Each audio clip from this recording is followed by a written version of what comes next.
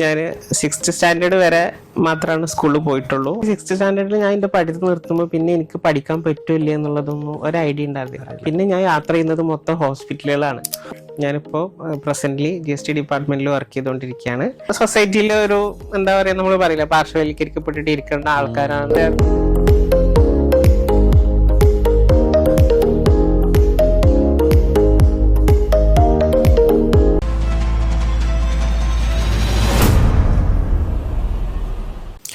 When challenges appear, opportunities are born. Yes, പ്രയാസങ്ങളെ അവസരങ്ങളാക്കി മാറ്റാമെന്ന് നാം കേട്ടിട്ടുണ്ട്. അത് ജീവിതം കൊണ്ട് പഠിപ്പിച്ചൊരു വ്യക്തിയാണ് ഇന്ന് സക്സസ് സ്റ്റോറിയിൽ നമ്മോടൊപ്പം ഉള്ളത്. അപ്പൊ സക്സസ് സ്റ്റോറീസിന്റെ ഇന്നത്തെ സീരീസിൽ നമുക്ക് ഗസ്റ്റ് ആയിട്ട് വന്നിട്ടുള്ളത് CA നവാസ് സാറാണ്. അപ്പൊ സാറിനെ നമുക്ക് ഈ ഒരു ഷോയിലേക്ക് വെൽക്കം ചെയ്യാം. Welcome sir. Thank you sir. ഞാൻ അറിഞ്ഞിടത്തോളം ഭയങ്കര ഇൻസ്പയറിംഗ് ആയിട്ടുള്ള ഒരു പേഴ്സൺ ആണ്. കാരണം ജീവിതത്തിന്റെ തുടക്കം മുതൽ ഒരുപാട് ബുദ്ധിമുട്ടുകൾ ഫേസ് ചെയ്തിട്ടാണ് ഇത്രയും വലിയൊരു കോഴ്സ് ക്രാക്ക് ചെയ്ത് ഇന്ന് വലിയൊരു ലെവലിൽ എത്തിയിട്ടുള്ളത്. അപ്പൊ സാറിന്റെ ആ ഒരു സ്റ്റോറി ഒന്ന് ഷോർട്ടായിട്ട് സാർ ഒന്ന് പറയാമോ? ഓക്കെ, എൻ്റെ പേര് നവാസ് എന്നാണ്. എടപ്പാളാണ് സ്വദേശം, മലപ്പുറം ജില്ലയിൽ. ഞാനിപ്പോൾ പ്രസൻ്റ്ലി GST ഡിപ്പാർട്ട്മെൻറ്റിൽ വർക്ക് ചെയ്തുകൊണ്ടിരിക്കുകയാണ്. ചാർട്ടേഡ് അക്കൗണ്ടൻസി കംപ്ലീറ്റ് ചെയ്തിട്ടുള്ള ഒരാളാണ്. അപ്പോൾ പറഞ്ഞ പോലെ എൻ്റെ ഒരു മുൻകാല ജീവിതം എന്ന് പറയുകയാണെന്നുണ്ടെങ്കിൽ, ഞാൻ 6th സ്റ്റാൻഡേർഡ് വരെ മാത്രമാണ് സ്കൂളിൽ പോയിട്ടുള്ളൂ. അതിനുശേഷം ശാരീരികമായിട്ടുള്ള ബുദ്ധിമുട്ടുകൾ വന്നു. ജുവനൈൽ ആർത്രൈറ്റിസ് എന്ന് പറയും. അപ്പോൾ ആ ഒരു അസുഖം വന്നോട് കൂടിയിട്ട് എൻ്റെ പഠിത്തം അങ്ങനെ മുടങ്ങുകയാണ് ചെയ്തത്. പിന്നീട് എനിക്ക് മറ്റൊരാളുടെ സഹായം ഇല്ലാതെ നടക്കാനോ ഇരിക്കാനോ ഈവൻ നമ്മുടെ പേഴ്സണൽ ഇൻഡിവിജ്വൽ ആയിട്ടുള്ള ഒരു കാര്യങ്ങളും ചെയ്യാൻ പറ്റാത്ത ഒരു രീതിയിലേക്ക് ലൈഫ് മാറി. പിന്നീട് ഞാൻ 10ാം ക്ലാസ് പ്രൈവറ്റായിട്ട് എഴുതിയെടുക്കുക ചെയ്തത്. അത് ഒരുപാട് ഗ്യാപ്പ് വന്നിട്ടുണ്ടായിരുന്നു. ഒരു 18-19 വയസ്സിന് ശേഷമാണ് ഞാൻ 10ാം ക്ലാസ് തന്നെ അറ്റൻഡ് ചെയ്തത്.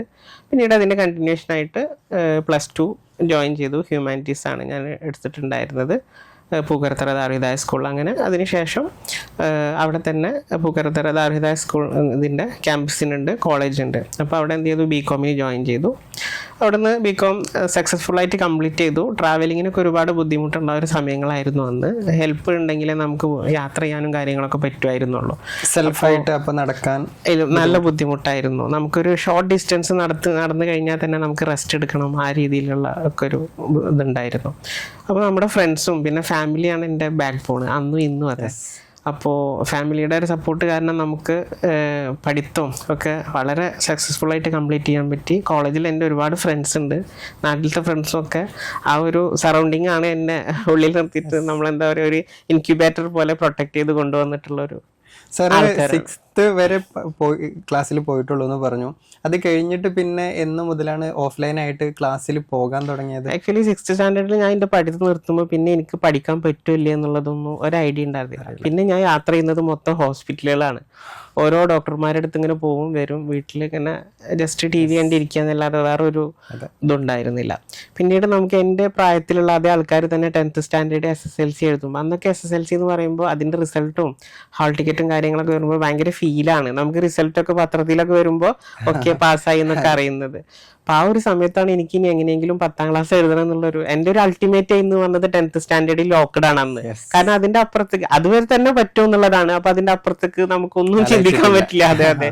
അപ്പോൾ ആ ഒരു രീതിയിൽ സെറ്റ് ചെയ്തു. എന്നിട്ട് പിന്നെ പ്രൈവറ്റായിട്ട് നമുക്ക് എന്ത് ചെയ്യാം, ഒരു 18 വയസ്സിന് ശേഷമാണെന്നുണ്ടെങ്കിൽ പ്രൈവറ്റായിട്ട് എഴുതിയെടുക്കാം എന്നുള്ളൊരു അറിവ് നമ്മളെ എന്താ പറയുക അടുത്തുള്ള ആൾക്കാർ നമ്മൾ പറഞ്ഞു. അങ്ങനെയാണ് പിന്നീട് 10ാം ക്ലാസ് എഴുതിയിട്ട് 7th 8th 9th ഒന്നും ഇല്ല, അതൊന്നും കംപ്ലീറ്റ് ചെയ്തിട്ടില്ല. അതൊക്കെ നമ്മൾ ഈ 10ാം ക്ലാസ് പ്രൈവറ്റ് ആയിട്ട് എഴുതുമ്പോൾ എങ്ങനെയാ വെച്ചാൽ എനിക്ക് എല്ലാ സബ്ജക്റ്റും കുഴപ്പമുണ്ടായിരുന്നില്ല. പക്ഷെ മാത്സ് ഒക്കെ കുറച്ച് ബുദ്ധിമുട്ടായിരുന്നു, കണ്ടിന്യൂഷൻ ഇല്ലാത്ത കാരണം. അത് പിന്നെ എൻ്റെ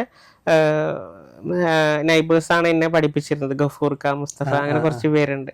അപ്പൊ അവരൊക്കെയാണ് പഠിപ്പിച്ചു തന്നിരുന്നത്. അപ്പൊ സെലക്റ്റീവ് ആയിട്ട് നമുക്ക് 10th ക്ലിയർ ചെയ്യാൻ പറ്റുന്ന രീതിയിൽ നമുക്ക് കാര്യങ്ങൾ ഹാൻഡിൽ ചെയ്ത് തന്നു. അതെ, അപ്പൊ ഒരു ഇൻസ്റ്റന്റ് ആയിട്ടുള്ള കോഴ്സ് എന്ന് വേണമെങ്കിൽ പറയാം. ബാക്കി സബ്ജക്ട് പിന്നെ നമ്മൾ വായിച്ചിട്ടും അങ്ങനെ ഉണ്ട് മുന്നോട്ട് പോയി. പിന്നെ +1 +2 +1 +2 പറഞ്ഞ പോലെ 10ാം ക്ലാസ് കഴിഞ്ഞപ്പോൾ അന്ന് 12 എക്സാമാണ് നമുക്കുള്ളത്. അപ്പോൾ 10ാം ക്ലാസ് കഴിഞ്ഞ പാട് പിന്നെ നമുക്ക് 12 ദിവസം ഞാൻ പുറത്ത് പോയിട്ട് നമ്മുടെ സെയിം ഏജിലുള്ള ആൾക്കാരായിട്ട് മിങ്കിൾ ചെയ്യുമല്ലോ. അവിടുന്ന് നമുക്കൊരു സ്പെഷ്യൽ എനർജിയാണ്. അപ്പൊ പിന്നെ 10th കഴിഞ്ഞ ഒരു നമുക്ക് ഫീൽ വന്നു, എന്തായാലും +2 റെഗുലർ ആയിട്ട് തന്നെ പോകണം എന്നുള്ളൊരു ഫീൽ ഉണ്ടായിരുന്നു. അപ്പോൾ എന്ത് ചെയ്തു, 10ാം ക്ലാസ് കഴിഞ്ഞ പാട് ഇവിടെ പൂക്കരത്തറ ദാരിദ്ര്യ സ്കൂളിൽ ഇങ്ങനെ ചേർന്നു. പിന്നെ അവിടെ എന്താ പറയാ ഹ്യൂമാനിറ്റീസിനാണ് നമുക്ക് സീറ്റ്. കാരണം സയൻസ് നമുക്ക് അന്ന് ബുദ്ധിമുട്ടാണ് ചെയ്യാന്. കോമേഴ്സും അതേ ലാബും കാര്യങ്ങളൊക്കെ ഉണ്ടായിരുന്നു, അതും ബുദ്ധിമുട്ടാണ്. നമ്മൾ 100% തിയറി ആയിട്ടുള്ള ഹ്യൂമാനിറ്റീസ് അങ്ങനെ ഓപ്റ്റ് ചെയ്തിട്ട് അതിലേക്ക് പോയതാണ്. അതും പറഞ്ഞ പോലെ എല്ലാവരുടെയും സപ്പോർട്ട് കൂടിയിട്ട് നല്ല സക്സസ്ഫുൾ ആയിട്ട് ക്ലിയർ ചെയ്യാൻ പറ്റി. ഒരുപാട് ക്ലാസ് ഒക്കെ മിസ്സിംഗ് ആണ്, കുറെ ക്ലാസ്സുകളൊക്കെ ബുദ്ധിമുട്ട് കാരണം, അത് മെഡിക്കൽ ഇഷ്യൂസും കാരണം ഉണ്ടായിരുന്നതാണ്. പിന്നീട് പറഞ്ഞ പോലെ ഫസ്റ്റ് ക്ലാസ്സോട് കൂടിയിട്ട് തന്നെ ക്ലിയർ ചെയ്യാൻ പറ്റി. അതെ ഹ്യൂമാനിറ്റീസ്. അതിനുശേഷം പിന്നീട് നമുക്ക് ബികോമിന്റെ കോമേഴ്സ്. അപ്പൊ എന്താ വെച്ചാൽ ഞാൻ ഹ്യൂമാനിറ്റീസ് ബാക്ക്ഗ്രൗണ്ട് ആയ കാരണം എനിക്ക് എന്താണ് എക്കണോമിക്സ്, BA എക്കണോമിക്സ് ഡിസ്റ്റൻസ് ആയിട്ട് ചെയ്യാമെന്നുള്ള ഒരു പ്ലാനിലാണ് ഇരിക്കുന്നത്. കാരണം വെച്ചാല് +2 പോലെ 3 കൊല്ലം ഉണ്ടല്ലോ ഡിഗ്രി. അപ്പൊ റെഗുലർ ആയിട്ട് പോയി വരിക എന്നുള്ളത് ശരിക്കും ബുദ്ധിമുട്ട് തന്നെ ആയിരുന്നു. അപ്പോൾ കറസ്പോണ്ടൻസ് കോഴ്സ് എക്കണോമിക്സ് എടുക്കാൻ നിൽക്കുമ്പോഴാണ് നമ്മുടെ ദാരിദ്ര്യ സ്കൂളിൽ ഇങ്ങനെ ഈ കോളേജിൽ ഹ്യൂമാനിറ്റീസ് കഴിഞ്ഞവരും ബികോം ചെയ്യുന്നുണ്ട്, അന്നും ഇന്നും ചെയ്യുന്നുണ്ട്. പക്ഷെ നമുക്കത് അറിഞ്ഞിരുന്നില്ല. അപ്പോൾ അവിടുന്ന് ഇങ്ങനെ വന്നു, ഇൻവിറ്റേഷൻ വന്നു. അപ്പോൾ ഓക്കെ നമുക്കൊരു എന്തെങ്കിലും ചെയ്യാം എന്നുള്ളൊരു രീതിയിലാണ്. അപ്പോൾ കറസ്പോണ്ടന്റ് കോഴ്സാണ് എനിക്ക് ആൾട്ടർനേറ്റീവ് ആയിട്ടുള്ളത്. അതിനെക്കാട്ടും ബെറ്റർ ആയിട്ട് റെഗുലർ ആയിട്ട് നമുക്ക് ചെയ്യുകയാണെങ്കിൽ ഏതാണോ ബെറ്റർ എന്നുള്ളത് അങ്ങനെ സെലക്ട് ചെയ്തു, അത്ര മാത്രമേ ഉള്ളൂ. പിന്നെ 3 കൊല്ലം അവിടെ പോയി. ആ ഒരു സമയത്താണ് എൻ്റെ ഒരു ട്രാവലിങ്ങും ബാക്കി കാര്യങ്ങളൊക്കെ കുറേ കൂടെ ഇമ്പ്രൂവ്ഡ് ആവണത്. ഞാൻ മറ്റേത് ഓട്ടോയിൽ മാത്രമേ യാത്ര ചെയ്യാൻ പറ്റുമായിരുന്നുള്ളൂ, ഒരു ഹെൽപ്പർ എന്തായാലും വേണേനു. പിന്നെ നമ്മൾ ബൈക്കിലൊക്കെ ഇരുന്നു പ്രാക്ടീസ് ചെയ്തു, ബൈക്കിന്റെ ബാക്ക് സീറ്റിലൊക്കെ. വൺ സൈഡാണ്, അങ്ങനെ ഇരുന്നു. എന്താ പറയാ, ഇക്കമാരുണ്ട്, അവര് കൊണ്ടാക്കി തരും. വൺ സൈഡാണ്. അതെ. അപ്പോ അന്ന് വൺ സൈഡ് ഇരിക്കാന്ന് പറഞ്ഞില്ല, ഞാൻ വൺ സൈഡ് കിടന്നിട്ടാ പോവാന്ന് പറഞ്ഞ പോലെയാണ്. അന്നത്തെ പോക്കൊക്കെ അതുപോലെയാണ്. പിന്നെ കാറ് കൊണ്ടാക്കി തരും, കൊണ്ടാക്കി തരും. പിന്നെ ഫ്രണ്ട്സ് ഒക്കെ ഹെൽപ്പ് ചെയ്യാൻ തുടങ്ങി. അങ്ങനെ പിന്നെ ആ സമയത്ത് പറഞ്ഞ പോലെ ഞാൻ വീട്ടിൽ ട്യൂഷൻ എടുക്കുമായിരുന്നു കുട്ടികൾക്ക്. അപ്പൊ ട്യൂഷനും അങ്ങനെയൊക്കെ ആയിട്ട് നമുക്കൊരു സൈഡ് ഇൻകം അങ്ങനെ വരവ് തുടങ്ങി. അപ്പൊ നമുക്ക് എപ്പോഴും കോളേജിൽ പോയി വരാനും ഒക്കെ പറ്റുന്ന രീതിയിൽ ചെറിയൊരു ഓട്ടോ ചാർജ് നമ്മുടെ ബാഗിൽ എപ്പോഴും ഉണ്ടാവും. ഡിഗ്രി കഴിയുന്നവരെ നമുക്കത് കീപ്പ് ചെയ്ത് പോകാൻ പറ്റി. പറഞ്ഞ പോലെ തന്നെ ഇപ്പൊ ഫ്രണ്ട്സ് ഇഷ്ടം പോലെ അന്നും ഇന്നും ഉണ്ട്. അവരൊക്കെ അവരുടെ ഒരു സപ്പോർട്ടും ടീച്ചേഴ്സിന്റെ ഒക്കെ സപ്പോർട്ടും ഒക്കെ ഉണ്ടായിരുന്നു. അങ്ങനെ ഈ പറഞ്ഞ പോലെ കോളേജിൽ തന്നെ പൂക്കരത്തറ ദാറുൽദായ കോളേജാണ്, KVUM കോളേജ്. അവിടെ ഡിഗ്രി കോളേജിലത്തെ ടോപ്പറായിട്ട് തന്നെ കംപ്ലീറ്റ് ചെയ്യാൻ പറ്റി. പറഞ്ഞ പോലെ നമുക്ക് ഹ്യൂമാനിറ്റീസ് വന്ന കാരണം അക്കൗണ്ടൻസിയുടെ ബേസിക് ഒന്നും നമുക്ക് സെക്കൻഡ് ഇയർ ഒക്കെ എത്തുമ്പോൾ കിട്ടാൻ ബുദ്ധിമുട്ടാണ്. അപ്പൊ അന്ന് നമ്മുടെ ടീച്ചർ പറഞ്ഞിട്ടുണ്ടായിരുന്നു, ഇങ്ങനെ അക്കൗണ്ടൻസി ടീച്ചർ, ബുഷ്ര ടീച്ചർ, ഇങ്ങനെ +2 കഴിഞ്ഞ് വന്ന കാരണം ഹ്യൂമാനിറ്റീസ് ആയ കാരണം നിങ്ങൾ എന്ത് ചെയ്യണം, ബേസിക്സ് പഠിച്ചിട്ട് വേണം, അല്ലെങ്കിൽ കണ്ടിന്യൂറ്റി ഉണ്ടാവില്ല എന്നൊക്കെ പറഞ്ഞിട്ട്. അപ്പൊ ആ സമയത്ത് നമുക്ക് ബേസിക് ഒക്കെ പഠിക്കാൻ വേണ്ടിയിട്ട് ആൾക്കാരെ നമുക്ക് നമ്മുടെ വീട്ടിൽ വന്നിട്ട് എടുക്കണമല്ലോ, നമുക്ക് പോയി പഠിക്കാൻ പറ്റില്ലല്ലോ. അപ്പൊ അങ്ങനത്തെ ഒരു ബുദ്ധിമുട്ടൊക്കെ ഉണ്ടായിരുന്നു. പക്ഷെ പിന്നീട് ആ ഒരു സബ്ജക്റ്റിലൊക്കെ നമുക്ക് ടോപ്പ് ആവാനൊക്കെ പറ്റി. അക്കൗണ്ടൻസി ഒക്കെ ആയിരുന്നു, അക്കൗണ്ടൻസിയും കോസ്റ്റിംഗ് ഒക്കെ ആയിരുന്നു ഡയറക്റ്റ് ടോപ്പായിട്ട് നമുക്ക് കംപ്ലീറ്റ് ചെയ്യാൻ പറ്റിയത്. അങ്ങനെ ഒരു എന്താ പറയാ സക്സസ്ഫുൾ ആയിട്ട് 2009. കാരണം ഹ്യൂമാനിറ്റീസിൽ നിന്ന് വന്നിട്ട് ബികോമില് നല്ല ടോപ്പ് മാർക്ക് കിട്ടാന്ന് പറഞ്ഞാൽ അതന്നെ ഒരു അത്ഭുതമാണ്. എന്താ വെച്ചാല് നമുക്ക് എപ്പോഴും നമ്മുടെ ഒരു ബാക്ക് ആയിട്ടുള്ള വെച്ചാൽ നമുക്കൊരു എല്ലാവർക്കും ഒരു സിറ്റുവേഷൻ ഉണ്ട് അല്ലെ, നമുക്കൊരു സിറ്റുവേഷൻ നമ്മുടെ ബാക്കിലുണ്ട്. അപ്പൊ എന്ന് വെച്ചാൽ അന്ന് എന്തൊരു പോളിസി, അന്നും ഇന്നും അതെ നമ്മുടെ ഒരു പോളിസി എന്ന് പറഞ്ഞാല് അന്ന് അത് ഭയങ്കര ഇന്റൻസീവ് ആയിരുന്നു. കാരണം എന്താ വെച്ചാല് നമുക്ക് എന്താണോ നമുക്ക് കയ്യിൽ കിട്ടുന്നത് ആ കാര്യങ്ങൾ ഞാൻ മിക്കതും വായിക്കും. കാരണം വെച്ചാൽ എനിക്ക് വേറൊരാളുടെ അടുത്ത് എന്തെങ്കിലും, എന്റെ അടുത്ത് ഒരാൾ വന്നിരുന്നിട്ട് എന്തെങ്കിലും വിശേഷം ചോദിക്കണമെങ്കിൽ എന്റെ അസുഖത്തിന്റെ കാര്യമില്ലാതെ അയാളുടെ അടുത്ത് കമ്മ്യൂണിക്കേറ്റ് ചെയ്യാൻ എനിക്ക് വേറെ ഒന്നുമില്ല. അപ്പൊ അതിൽ നിന്നൊരു ചേഞ്ച് വേണം എന്നുള്ളത് കൊണ്ട് തന്നെയാണ് എനിക്ക് പഠിത്തത്തിന്റെ. അപ്പൊ ഞാൻ 10th പാസ്സായി കഴിഞ്ഞാൽ അവര് വന്ന് ചോദിക്കും, ആ പാസ്സായല്ലേ അങ്ങനെ എങ്ങനെ. അപ്പൊ എനിക്ക് അത് കൺവേ ചെയ്യാൻ ഭയങ്കര താല്പര്യമാണ്. അപ്പൊ അവരാണെന്നുണ്ടെങ്കിൽ എന്റെ അസുഖത്തിന്റെ കാര്യങ്ങൾ എൻക്വയറി ചെയ്യില്ല. അപ്പൊ ഞാൻ ഹാപ്പിയായി. അപ്പൊ ആ ഒരു ഈ ഒരു രീതിയിൽ +2 കഴിഞ്ഞാലും ഓക്കെ സെൽഫ് എങ്ങനെ പഠിച്ച് കംപ്ലീറ്റ് ആക്കിയല്ലേ. പിന്നെ ഗ്രാജുവേഷൻ ചെയ്യുന്ന സമയത്തും അതെ. അപ്പൊ ആ ഒരു റൂട്ടാണ്. അപ്പൊ നമുക്ക് എന്ത് കിട്ടിയാലും കിട്ടുന്ന സാധനം കറക്റ്റ് ആയിട്ട് ചെയ്തു പോവാന്നുള്ളതാണ്. അന്ന് നമുക്ക് ലിമിറ്റഡ് ആയിട്ടുള്ള റിസോഴ്സ് ആണെങ്കിലും സംസാരിക്കുമ്പോ നമുക്ക് നമ്മുടെ അസുഖത്തിൽ അവർ എൻക്വയറി ചെയ്യണമെങ്കിൽ നമുക്കൊന്ന് ഡൈവേർട്ട് ചെയ്യണം. കാരണം വെച്ചാൽ അത് നമുക്ക് ഇഷ്ടമല്ല അങ്ങനെ പറയുന്നത്. നമുക്ക് അസുഖത്തിന്റെ കാര്യം ഓർക്കുന്നതും താല്പര്യമില്ല. കാരണം ഞാൻ 100% ആ ഒരു ഇതിലാണ് ഇങ്ങനെ ഇരിക്കുന്നത്. വേറെ ആളോട് വേറെ എന്തെങ്കിലും വിശേഷം പറയാൻ വേണ്ടിയിട്ടാണ് നമുക്ക് താല്പര്യമുള്ളത്. അന്നത്തെ ഒരു ചിന്ത അങ്ങനെയായിരുന്നു. ഡൈവേർട്ട് ചെയ്യാൻ വേണ്ടിട്ട് അതെ ഇങ്ങനെ കുറെ കാര്യങ്ങള് നമ്മളിപ്പോ ഈ പറഞ്ഞ പോലെ എക്സ്ട്രാ കരിക്കുലർ ആക്ടിവിറ്റീസ് അങ്ങനത്തെ ഓരോന്നിലൊക്കെ അങ്ങനെയാണ് നമ്മൾ എന്ത് ചെയ്യാ, എന്ത് കൈ കിട്ടിയാലും നമ്മൾ അത് നമുക്ക് കിട്ടിയ റിസോഴ്സ് അതാണ്, അതിൽ നമുക്ക് എന്താ ചെയ്യാൻ. ഇനിയിപ്പോൾ അത് കിട്ടിയില്ലല്ലോ ഇത് കിട്ടിയില്ലല്ലോ എന്നുള്ളതല്ല. കാരണം ഈ ഒരു അവസരങ്ങൾ തന്നെ എനിക്ക് കിട്ടുന്നത് 10ാം ക്ലാസ് മാത്രം സ്വപ്നം കണ്ടിരിക്കുന്ന ഒരാൾക്ക് ഇങ്ങനത്തെ അവസരങ്ങൾ കിട്ടുമ്പോൾ നമ്മളത് എന്ന് പറഞ്ഞിട്ട് നമ്മൾ എന്ത് ചെയ്യുന്നു, അത് ഫോളോ ചെയ്തു, അത്രേ ഉള്ളൂ. പിന്നെ പറഞ്ഞ പോലെ സറൗണ്ടിങ്ങിൻ്റെ ഒരു സപ്പോർട്ട്, ടീച്ചേഴ്സൊക്കെ ഭയങ്കര ഹെൽപ്പായിരുന്നു എല്ലാ കാര്യങ്ങൾക്കും. ഫ്രണ്ട്സും. ഡിഗ്രി അങ്ങനെ സക്സസ്ഫുള്ളി കംപ്ലീറ്റ് ആക്കി. പിന്നെ CA എന്നുള്ള കോഴ്സ് അത് നേരത്തെ മനസ്സിലുണ്ടായിരുന്നോ, അതല്ല ഡിഗ്രിക്കൊക്കെ ശേഷം എങ്ങനെയാണ് CA എന്നുള്ള ഒരു ഡ്രീം എപ്പോഴാണ് മനസ്സിൽ വന്നത്? CAയുടെ പറയാന്നുണ്ടെങ്കിൽ, CA അല്ലെങ്കിൽ കൊമേഴ്സ് തന്നെ പറയാന്നുണ്ടെങ്കിൽ, ഞാൻ 6th സ്റ്റാൻഡേർഡിൽ പഠിത്തം നിർത്തി എന്ന് പറഞ്ഞല്ലോ. അപ്പൊ അതിനുശേഷം ഗ്യാപ്പ്, പിന്നെ 10ാം ക്ലാസ് എഴുതുന്ന സമയത്ത് ഞാൻ വീട്ടിൽ വെറുതെ ഇരിക്കുകയാണ്. ഉപ്പ ഗൾഫിലാണ്, പിന്നെ അങ്ങനെ അളിയൊരു ഗൾഫിലാണ്, പിന്നെ ബ്രദേഴ്സൊക്കെ ഗൾഫിൽ പോകുന്ന ആ ഒരു സമയമൊക്കെയാണ്. അപ്പോൾ ഇവർ ഗൾഫിൽ നിന്നൊക്കെ പോയി വരുമ്പോഴൊക്കെ ഞാൻ പൊതുവെ എന്താ വേണ്ടതെന്ന് ചോദിച്ചാൽ ഞാൻ പറയുന്ന ഒരു പ്രധാനപ്പെട്ട ഐറ്റം കാൽക്കുലേറ്റർ പറയും. എനിക്കന്ന് അതുകൊണ്ട് ഒരു ഉപകാരമില്ല കാൽക്കുലേറ്റർ. ഞാൻ എന്താ പറയുക, നമുക്കത് ഞെക്കി കളിക്കാന്നുള്ള പ്രത്യേകിച്ച് ആഡ് ചെയ്തിട്ട് ഇങ്ങനെ ഓരോന്ന് കാട്ടാന്ന് മാത്രമേ ഉള്ളൂ. പക്ഷെ എന്താണെന്ന് അറിയില്ല, നമ്മളത് പറയും. അങ്ങനെ 2-3 കാൽക്കുലേറ്ററൊക്കെ എനിക്ക് പലരായിട്ട് കൊടുന്നു തന്നിട്ടുണ്ട് കേട്ടോ, കിട്ടിയിട്ടുണ്ട്. പിന്നീട് +2 ഹ്യൂമാനിറ്റീസ് കഴിഞ്ഞപ്പോൾ എനിക്ക് എക്കണോമിക്സിനോടായിരുന്നു താല്പര്യം. അപ്പോഴും ഇപ്പൊ ഈ പറഞ്ഞ പോലെ ഒരു കൊമേഴ്സിന്റെ ഒരു എലമെന്റ് അവിടെ ഉണ്ട്.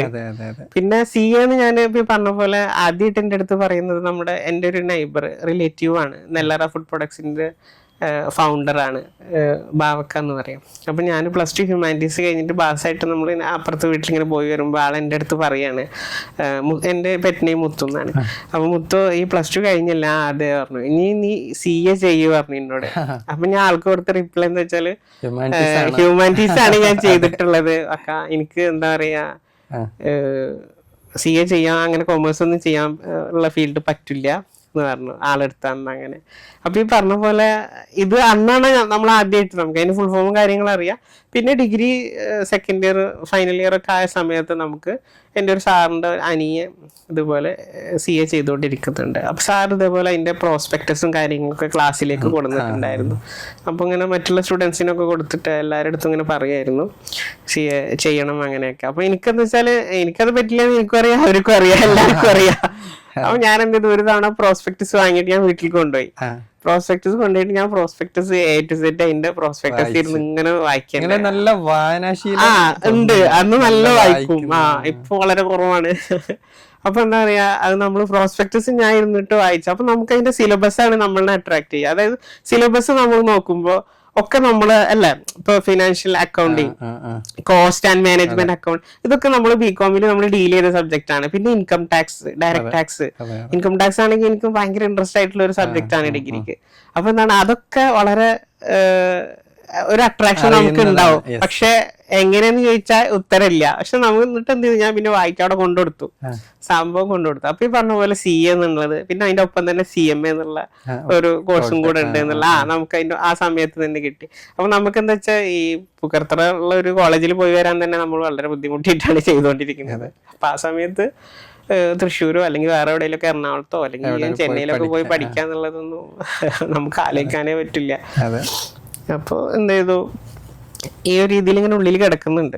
പിന്നെ എന്ത് ചെയ്തു, ഗ്രാജുവേഷൻ കംപ്ലീറ്റ് ചെയ്ത് കഴിഞ്ഞതിന് ശേഷം എന്താ ചെയ്യേണ്ടതെന്നുള്ള രീതിയിൽ അന്ന് പിന്നെ ഗ്രാജുവേഷൻ കഴിഞ്ഞോട് കൂടി MCom PG അവിടെ ഇല്ല, കോളേജില്ല. പിന്നെ പൊന്നാനി MESലൊക്കെ പോകണം. അത് ഈ പറഞ്ഞ പോലെ യാത്രയുടെ ബുദ്ധിമുട്ടും കാര്യങ്ങളൊക്കെ. അപ്പോൾ പിന്നെ ഇങ്ങനെ വെയിറ്റ് ചെയ്തുകൊണ്ടിരിക്കുമ്പോഴാണ് നമ്മൾ വീണ്ടും പഴയ രൂപത്തിലായി. എന്താ വെച്ചാല് നമുക്ക് അതെ പ്രത്യേകിച്ചൊന്നും ചെയ്യാനില്ല. നമ്മുടെ ഒപ്പം പാസ്സായ ഫ്രണ്ട്സൊക്കെ MBA എല്ലാം ചെയ്തുകൊണ്ടിരിക്കുന്നുണ്ട്. അപ്പോഴാണ് ഇടപ്പാള് ആദ്യമായിട്ട് CPT, അതായത് CAയുടെ എൻട്രൻസ് എന്ന് പറഞ്ഞിട്ട് ലെറ്റർ വീട്ടിലേക്ക് വരുന്നുണ്ട്.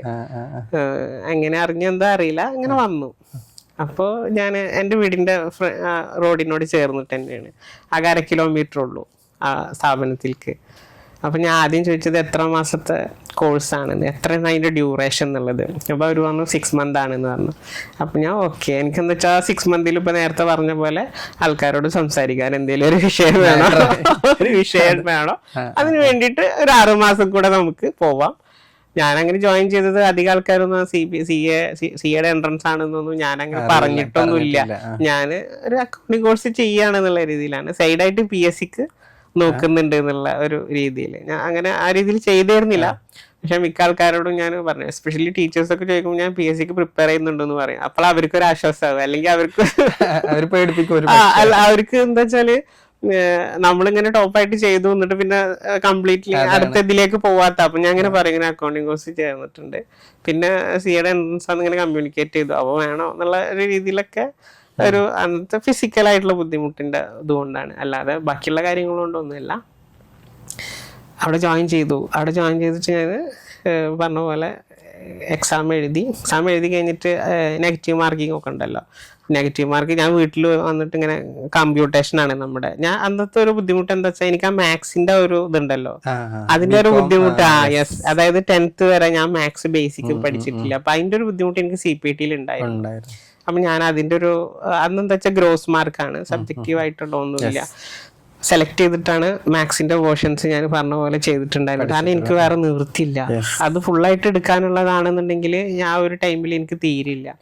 ഞാൻ പറഞ്ഞ പോലെ നമ്മുടെ ഒരു സ്ട്രാറ്റജി ക്രിയേറ്റ് ചെയ്യാന്ന് മാത്രമേ ഉള്ളൂ. അപ്പൊ എന്ത് ചെയ്തു, സെലക്റ്റീവ് ആയിട്ട് നോക്കി. വെയിറ്റേജ് കൂടിയ ഏരിയന്നും മറ്റുള്ള സബ്ജക്റ്റിൽ കുറെ കൂടെ കോൺസെൻട്രേറ്റ് ചെയ്തെന്ന് പറയാൻ വേണമെങ്കിൽ. മാത്സിന്റെ മേജർ പോർഷനും ഞാൻ എനിക്ക് സ്കിപ്പ് ചെയ്യേണ്ടി വന്നു എന്ന് തന്നെ പറയാം. സാഹചര്യം അങ്ങനെ ആയിരുന്നു, അല്ലാതെ ഒന്നുമല്ല. ബാക്കിയുള്ളതിൽ കോൺസെൻട്രേറ്റ് ചെയ്തു. ഞാൻ 200 മാർക്കിൽ എനിക്ക് QT എന്നുള്ളതിൽ സ്റ്റാറ്റിസ്റ്റിക്സിന്റെ പോർഷൻ ഓക്കെ. അപ്പൊ ഞാൻ ഏകദേശം 150 മാർക്കിലാണ് ഞാൻ എക്സാം എഴുതിയെന്ന് പറയാം. 200 മാർക്കാണ് മൊത്തം. 50 QT കൊണ്ടുപോയാൽ പിന്നെ ബാക്കി 150. നെഗറ്റീവ് ഞാൻ എല്ലാ രീതിയിലും വളരെ പെസിമിസ്റ്റിക് ആയിട്ടുള്ള ഒരു എന്താ പറയാ വാല്യുവേഷൻ ഞാൻ തന്നെ നടത്തും. പിന്നെ 150 മാർക്ക് കിട്ടി CPT. അല്ല, 150 ഞാൻ എഴുതുന്നത് എന്റെ വ്യൂ പോയിന്റില്. 150 എനിക്ക് 100 കിട്ടേണ്ടത്. Subject skip. അതെ 150 എനിക്ക് 100 കിട്ടണം. അതാണ് എന്റെ എയിം. കാരണം 50 നോക്കിയിട്ട് കാര്യമില്ല എന്നുള്ളതാണ്. അറ്റംപ്റ്റും അങ്ങനെ തന്നെ ആയിരുന്നു. ഞാൻ ആകെ 2 ക്വസ്റ്റ്യൻ ആണ് ആ 50 മാർക്കിൽ നിന്ന് അറ്റംപ്റ്റ് ചെയ്തിട്ടുള്ളത്. 2 തവണ. കാരണം എന്റെ ഒരു ഏരിയ അങ്ങനെ ആയിരുന്നു. 150 ഞാൻ ഇങ്ങനെ പറഞ്ഞ പോലെ അറ്റംപ്റ്റ് നടത്തി. വീട്ടിൽ വന്നിട്ട് എങ്ങനെ കൂട്ടിക്കഴിഞ്ഞാലും 100+ ആണ് നമുക്ക്. നെഗറ്റീവ് ഇന്ന ക്വസ്റ്റ്യൻസ് നമുക്ക് ഡൗട്ട് ഉള്ള നെഗറ്റീവ് ആണ് നമ്മൾ കൂട്ടിയിട്ട് എത്ര പെസിമിസ്റ്റിക് ഇവാലുവേഷൻ നടത്തി കഴിഞ്ഞാലും 100+. പിന്നെ നമുക്ക് അടുത്ത ആദ്യമായി ഇനിയിപ്പോ അടുത്ത എന്തെങ്കിലും സ്റ്റെപ്പ് ചെയ്യണല്ലോ. അപ്പൊ പറഞ്ഞ പോലെ നമ്മളവിടെ എവിടെയൊന്നും ഇന്റർമീഡിയറ്റിന് ക്ലാസ് ഇല്ല. അപ്പൊ ഞാനിപ്പോ പറഞ്ഞ പോലെ പ്രോസ്പെക്ടസ് നമ്മൾ നോക്കുമ്പോ അതിലുണ്ട് ഇന്റർമീഡിയറ്റ് നമുക്ക് എക്സാം എഴുതണം എന്നുണ്ടെങ്കിൽ നമ്മുടെ ഓറിയന്റേഷനും പിന്നെ ITT ഒക്കെ കഴിയണല്ലോ. അതൊക്കെ കഴിഞ്ഞിട്ട് ചെയ്യാൻ പറ്റുള്ളൂ. അപ്പൊ എന്താണ്, അത് ചെയ്യണം എന്നുണ്ടെങ്കിൽ എന്തായാലും അവിടെ പോയേ പറ്റുള്ളൂ ചാപ്റ്ററിൽ. അപ്പൊ ഞാൻ തൃശ്ശൂർ ചാപ്റ്ററിൽ വിളിക്കും, പിന്നെ പാലക്കാട് ഇവിടെ അങ്ങനെയൊക്കെ അങ്ങനെ വിളിക്കും. എന്നിട്ട് ഓരോ സ്ഥലത്ത് എനിക്ക് എന്താ വെച്ചാൽ ഹോസ്റ്റൽ എന്തെങ്കിലുമൊക്കെ വേണമല്ലോ നമുക്ക് അടുത്ത് തന്നെ. അപ്പൊ എന്റെ ഒരു CPT പഠിക്കുന്ന സമയത്ത് ഫ്രണ്ട് പറഞ്ഞിരുന്നു തൃശ്ശൂർ ഇങ്ങനെ ഒരു ഹോസ്റ്റൽ അടുത്തുണ്ട് എന്നുള്ളത്. അപ്പൊ ഈ പറഞ്ഞ പോലെ അവിടെ വിളിച്ചു, ഇങ്ങനെ സംസാരിച്ചു. അപ്പൊ അവര് പറഞ്ഞു അതെ MIC എന്ന് പറഞ്ഞിട്ടുള്ള ഒരു ഹോസ്റ്റല്. അതെ MIC എന്ന് പറഞ്ഞ ഒരു സ്ഥാപനമാണ്. സത്യം പറഞ്ഞാല് എന്റെ ഒക്കെ നമുക്കായിട്ട് അവിടെ കൊണ്ടുവച്ചെന്നൊക്കെ പറയില്ല, ചില കാര്യങ്ങളൊക്കെ അത് നമുക്ക് വേണ്ടിയിട്ടുള്ളതാണ്. അന്ന് അങ്ങനെ ആയിരുന്നു തോന്നല്. എനിക്ക് ആ സൗകര്യങ്ങളൊക്കെ കിട്ടുമ്പോ ഇത് ഈ ഒരു കെട്ടിടം മൊത്തം എനിക്ക് വേണ്ടിയിട്ട് പടച്ചു വെച്ചതാണ് എന്നുള്ളത് സത്യം. കാരണം നമ്മുടെ ഒരു സാഹചര്യം അങ്ങനെ അതങ്ങനെ അവിടെ ഇല്ലാന്നുണ്ടെങ്കിൽ നമ്മുടെ വേറെ വഴിക്ക നമ്മൾ പോവുക. അവിടെ പോയി പറഞ്ഞ പോലെ ക്ലാസ് ഒക്കെ അറ്റൻഡ് ചെയ്തു. പുതിയ ആൾക്കാർ, പുതിയ ഫ്രണ്ട്സ്, പുതിയ കുട്ടികൾ. കോളേജ് ഹോസ്റ്റലിലാണെന്നുണ്ടെങ്കിൽ മെഡിക്കലിനും എഞ്ചിനീയറിംഗിന്റെ എൻട്രൻസ് എഴുതുന്ന കുട്ടികൾ, പിന്നെ CA തന്നെ എഴുതിക്കൊണ്ടിരിക്കുന്ന ഫ്രണ്ട്സ് ഒക്കെ എല്ലാവരും പറഞ്ഞ പോലെ നമ്മൾ വീട് വിട്ട് നിൽക്കല്ല. ആദ്യമായിട്ടാണ് ലൈഫ് ടൈമിൽ വീട് വിട്ട് നിൽക്കുന്നത്. ഹോസ്പിറ്റലിൽ അല്ലാതെ ഞാൻ വേറെ പോയിട്ട് താമസിച്ചിട്ടില്ല. മാസീവായിട്ടുള്ള സപ്പോർട്ട് തന്നെ ആയിരുന്നു. കുറേ പേര് ഇപ്പോഴും കോണ്ടാക്ട് ഉണ്ട്. അങ്ങനെ പതുക്കെ അവിടുത്തെ എന്ത് ചെയ്തു, ഫസ്റ്റ് ഗ്രൂപ്പിൻ്റെ ഒരു ക്ലാസ് ഒക്കെ കഴിഞ്ഞു. ഞാൻ പിന്നെ നോമ്പും കാര്യങ്ങളൊക്കെ അതിനിടെ വന്നപ്പോൾ അവിടുന്ന് ഇങ്ങോട്ട് പോന്നു. പിന്നെ എക്സാം എഴുതി. ഫസ്റ്റ് അറ്റംപ്റ്റിൽ എനിക്ക് കോസ്റ്റിങ്ങിന്റെ ക്ലാസ് കുറച്ച് മിസ്സിങ് ആയിരുന്നു. കോസ്റ്റിംഗ് പിന്നെ പൊതുവെ എനിക്ക് കോസ്റ്റിംഗ് എന്താ വെച്ചാല് ചെറിയൊരു ഭയം ഉണ്ടായിരുന്നു. എന്താ വെച്ചാല് FM കോസ്റ്റിംഗ് എന്ന് പറഞ്ഞതിന്റെ ആ മാത്സ് പേടി ഉണ്ടല്ലോ, മാത്സിന്റെ ആ ഒരു എലമെന്റ് എന്നെ ഹോണ്ട. അതെ അത് ഹോണ്ട ചെയ്തായിരുന്നതാണ്. അത്ര വലിയതായിട്ടൊന്നും ഇല്ല, നമ്മളൊന്ന് ശ്രദ്ധിച്ചാൽ കിട്ടും. പക്ഷെ എനിക്ക് ഫുള്ള് ഈ കാര്യങ്ങളാണ് മൈൻഡിൽ വരിക, മാത്സിന്റെ ഒരു ഇതൊക്കെ. എന്താ പറയാ, നല്ല ഫസ്റ്റ് ഗ്രൂപ്പിൽ എന്താ വെച്ചാല് ആദ്യത്തെ 3 സബ്ജക്റ്റും 54, 52, 56 എന്നുള്ള രീതിയിലായിരുന്നു മാർക്ക് ഉണ്ടായിരുന്നത് കേട്ടാ. കോസ്റ്റിംഗിൽ അത് 26 മാർക്കായി ഡൗൺ ആയി. അന്ന് പറഞ്ഞ പോലെ ഫസ്റ്റ് അറ്റംപ്റ്റിലായിരുന്നു ഇത് അവസ്ഥ. അന്നാണ് ആദ്യമായിട്ട് ലൈഫിൽ ഒരു എക്സാം തോറ്റിട്ട് നമ്മൾ കരയാതെ പറയല്ല. ഞാൻ കരഞ്ഞതല്ല, പക്ഷെ കണ്ണീന്ന് കണ്ണീര് വന്നു. അതുപോലെ സെക്കൻഡ് അറ്റംപ്റ്റ് പിന്നെ എന്താണ് ഇത് കെട്ടിപ്പൂട്ടിട്ട് ഇനി ഇതുപോലെ തൃശ്ശൂർ പോവുക, പെട്ടിങ് കിടക്കെടുത്തിട്ട് അവിടെ പോവുക, എന്നിട്ട് പിന്നെ വീണ്ടും വരിക, യാത്ര ഒക്കെ നമുക്ക് ഇങ്ങനെ അപ്പോൾ ഒരു ഇടങ്ങേറ്. അപ്പൊ ഇനി ഇത് കഴിഞ്ഞാൽ ഇനി ഇല്ല എന്നുള്ള രീതിയിൽ തന്നെ ഫസ്റ്റ് ഗ്രൂപ്പ് എഴുതി, സെക്കൻഡ് ഗ്രൂപ്പ് എഴുതി, റിസൾട്ട് വന്നു, 2 ഗ്രൂപ്പും കിട്ടി. അപ്പൊ പിന്നെ എന്ത് ചെയ്തു, പിന്നെ അടുത്ത കൈ കെട്ടിയിരിക്കലായി നമ്മള്. ഇനിയിപ്പോ പ്രത്യേകിച്ചൊന്നുമില്ല, ഹാപ്പി ആയി ഇങ്ങനെ ഇരിക്കുമ്പോ പിന്നെ ആർട്ടിക്കിൾഷിപ്പും ബാക്കി കാര്യങ്ങളും പിന്നീട് വരുന്നതാണ്. അത് ഞാനിപ്പോ ഈ പറയുന്ന പോലെ തന്നെ ഡിഗ്രി കഴിഞ്ഞാൽ ഡയറക്റ്റ് എൻട്രി എന്നുള്ള സ്കീമിൽ സാറിന് അന്ന് ഓപ്ഷൻ ഉണ്ടായിരുന്നില്ലേ? ഡയറക്റ്റ് എൻട്രി സ്കീം അന്നില്ല. ഞാൻ ഇന്റർമീഡിയറ്റ് കഴിഞ്ഞ് കുറച്ച് കഴിഞ്ഞിട്ടാണ് അത് വന്നത്. അന്ന് ഡയറക്റ്റ് എൻട്രി സ്കീം ഇല്ല, ആക്ച്വലി ഇല്ല. അതിന്റെ മുന്നേ ഉണ്ടായിരുന്നു എന്നറിയില്ല, അതിന്റെ മുന്നേ ഉണ്ടായിരുന്നു തോന്നുന്നുണ്ട്. പക്ഷെ ഞങ്ങൾ എൻറോൾ ചെയ്യുന്ന ഒരു സമയത്ത് ഡയറക്റ്റ് എൻട്രി ഇല്ല. ഈവൻ MCOM കഴിഞ്ഞിട്ടുള്ള ആളാണെന്നുണ്ടെങ്കിലും നമുക്ക് എൻട്രൻസിന്റെ റൂട്ട് വഴി വരാൻ പറ്റും. പൊതുവിൽ CA എന്നുള്ള കോഴ്സ് ഭയങ്കര ടഫായിട്ട് ആളുകൾ കാണുന്ന ഒരു കോഴ്സാണ്. അപ്പൊ ഏത് കുട്ടിയും CA സെലക്ട് ചെയ്യുമ്പോൾ അതിന് ഒരുപാട് നെഗറ്റീവ് പറയാറുണ്ട്. സാറ് ഒരുപാട് ചലഞ്ചസ് ഫേസ് ചെയ്യുന്ന ഈ ഒരു സമയത്ത് CA എന്നുള്ള കോഴ്സ് സെലക്ട് ചെയ്തപ്പോ സാറിന് നെഗറ്റീവ് പറഞ്ഞ ആളുകൾ ഉണ്ടായിരുന്നോ? ഉണ്ടെങ്കിൽ അത് സാർ എങ്ങനെയാണ് റിയാക്ട് ചെയ്തത്? CA പറഞ്ഞ പോലെ ഓപ്റ്റ് ചെയ്ത സമയത്ത് ഞാൻ പറഞ്ഞു, എൻട്രൻസിലാണല്ലോ നമ്മൾ കയറി വരുന്നത്. CPT ഞാൻ ചൂസ് ചെയ്ത സമയത്ത് എനിക്ക് തന്നെ ഉള്ളിലൊരു പേടി ഉണ്ടായിരുന്നു. അതുകൊണ്ട് ഞാൻ തന്നെ റിവീൽ ചെയ്തിട്ടില്ല അധികം ആൾക്കാരുടെ അടുത്തും. ഞാൻ പറഞ്ഞിരുന്നത് ഇപ്പൊ ഈ പറഞ്ഞ പോലെ ഞാനൊരു അക്കൗണ്ടിങ് കോഴ്സ് ചെയ്യാറുണ്ട്. വളരെ ക്ലോസ് ആയിട്ടുള്ളവർക്ക് മാത്രമേ അറിയുള്ളൂ. ടീച്ചേഴ്സിന്റെ അടുത്ത് ഞാൻ പറഞ്ഞിട്ടുണ്ട് ഇങ്ങനെ CA എന്ന്, കാരണം അവർക്ക് അറിയാലോ. അപ്പോൾ പറഞ്ഞ പോലെ നെഗറ്റീവായിട്ട് അവരുടെ ഭാഗത്ത് നെഗറ്റീവ് ഒന്നല്ല, പക്ഷെ എല്ലാവർക്കും ഒരു ഉള്ളിലൊരു ഉണ്ടായിരുന്നു എങ്ങനെ, കാരണം ആർട്ടിക്കിൾഷിപ്പ് എന്നുള്ള കാര്യങ്ങളൊക്കെ ഒരു ബുദ്ധിമുട്ടായിരിക്കുമല്ലോ നമുക്ക്. അപ്പൊ ആ ഒരു കാര്യം പറഞ്ഞിട്ടുണ്ടായിരുന്നു. പിന്നെ അല്ലാത്തവരൊക്കെ പറഞ്ഞിട്ടുണ്ടെങ്കിലും ഫാമിലി എന്താ വെച്ചാൽ എന്റെ ഫാമിലി ഇപ്പൊ ഞാൻ എന്ത് ചെയ്താലും പിന്നാലെ സപ്പോർട്ട് ചെയ്തിട്ട് അങ്ങനെ പോവുക എന്നുള്ളതാണ്. പക്ഷെ ചിലപ്പോ ഈ പറഞ്ഞ പോലെ ചില ആൾക്കാരുടെ അടുത്തൊക്കെ നമ്മൾ പറഞ്ഞിട്ടുണ്ടെങ്കിൽ നമുക്ക് അവരുടെ എക്സ്പ്രഷനിൽ നിന്നും അല്ലെങ്കിൽ അവരുടെ ഫർദർ ആയിട്ടുള്ള കൗണ്ടറിൽ നിന്നൊക്കെ നമുക്ക് മനസ്സിലാക്കാം ഏകദേശം തീർത്ത തന്നെ കോഴ്സ് എന്നുള്ളത്. നമ്മുടെ മീൻസ് എന്റെ മുന്നേ വെച്ചിട്ട് അങ്ങനെ അധികം ഇതായിട്ടില്ല, പക്ഷെ പറ്റുമോ എന്നുള്ളൊരു ഫീലിങ്ങിലുള്ള കമ്മ്യൂണിക്കേഷനൊക്കെ ഇഷ്ടം പോലെ വന്നിട്ടുണ്ട്. എന്റെ ഉള്ളില് ചെറുതായിട്ട് നമുക്കിപ്പോ ഈ കാര്യങ്ങളൊക്കെ ഈ ഹേർഡിൽസ് ഒക്കെ എങ്ങനെ മറികടക്കുക എന്നുള്ളൊരു എന്റെ ഉള്ളിലുണ്ട് താനും. പക്ഷെ എന്നാലും മറ്റുള്ള രീതിയിൽ ഇങ്ങനെ വന്നിട്ടുണ്ട് ചെറിയ രീതിയിലൊക്കെ. ഇപ്പൊ ഈ പറഞ്ഞ പോലെ ഒരു പരിഹാസം അല്ലെങ്കിൽ അങ്ങനത്തെ എന്ന് വെച്ചാല് മിക്ക ആൾക്കാരും നമ്മളടുത്ത് കണ്ടിട്ടുണ്ടെങ്കിൽ ചിലപ്പോൾ നമ്മൾ എന്തെങ്കിലും ഫംഗ്ഷനോ അല്ലെങ്കിൽ അങ്ങനെയൊക്കെ നമ്മൾ എവിടെയെങ്കിലൊക്കെ പോയിരിക്കുക അങ്ങനെയൊക്കെ ചെയ്തിരുന്ന സമയത്ത് നമ്മൾ എസ്പെഷ്യലി ഇപ്പൊ ഒരു കല്യാണമാണെന്ന് വിചാരിക്കുക. അപ്പൊ കല്യാണത്തിന് നമ്മളവിടെ പോയിരുന്നിട്ട് നമ്മള് പത്രം വായിക്കുക അല്ലെങ്കിൽ അങ്ങനെയൊക്കെ ഇങ്ങനെ ചിലപ്പോൾ കയ്യിൽ എന്തെങ്കിലുമൊക്കെ ഉണ്ടാവും. ഞാനിപ്പോൾ എൻ്റെ ഡിഗ്രി കഴിഞ്ഞിട്ട് ഇരിക്കുന്ന സമയത്തായാൽ പോലും ഞാൻ അങ്ങനെ ഇരിക്കുന്ന സമയത്ത് വായിക്കാനൊക്കെ അറിയല്ലേ എന്ന് ചോദിച്ച ആൾക്കാരടക്കുന്നുണ്ട്. അപ്പൊ അവര് എന്നെ ആദ്യമായിട്ട് കാണുകയാണ്, പക്ഷെ അവരെന്തുകൊണ്ട് അങ്ങനെ ചോദിക്കുന്ന അറിയില്ല. അതിനാണ് നമ്മുടെ ഫിസിക്സ് നോക്കിയിട്ടാണ് എല്ലാവരും ഓരോ കാര്യങ്ങൾ തീരുമാനിക്കുന്നത്. അപ്പൊ എന്താ വെച്ചാൽ ഇങ്ങനെ എന്തെങ്കിലും ഡിസബിലിറ്റി ബാക്കി കാര്യങ്ങൾ ഉണ്ടാകുമ്പോ അവർക്ക് വിദ്യാഭ്യാസം ഉണ്ടാവാൻ പാടില്ല.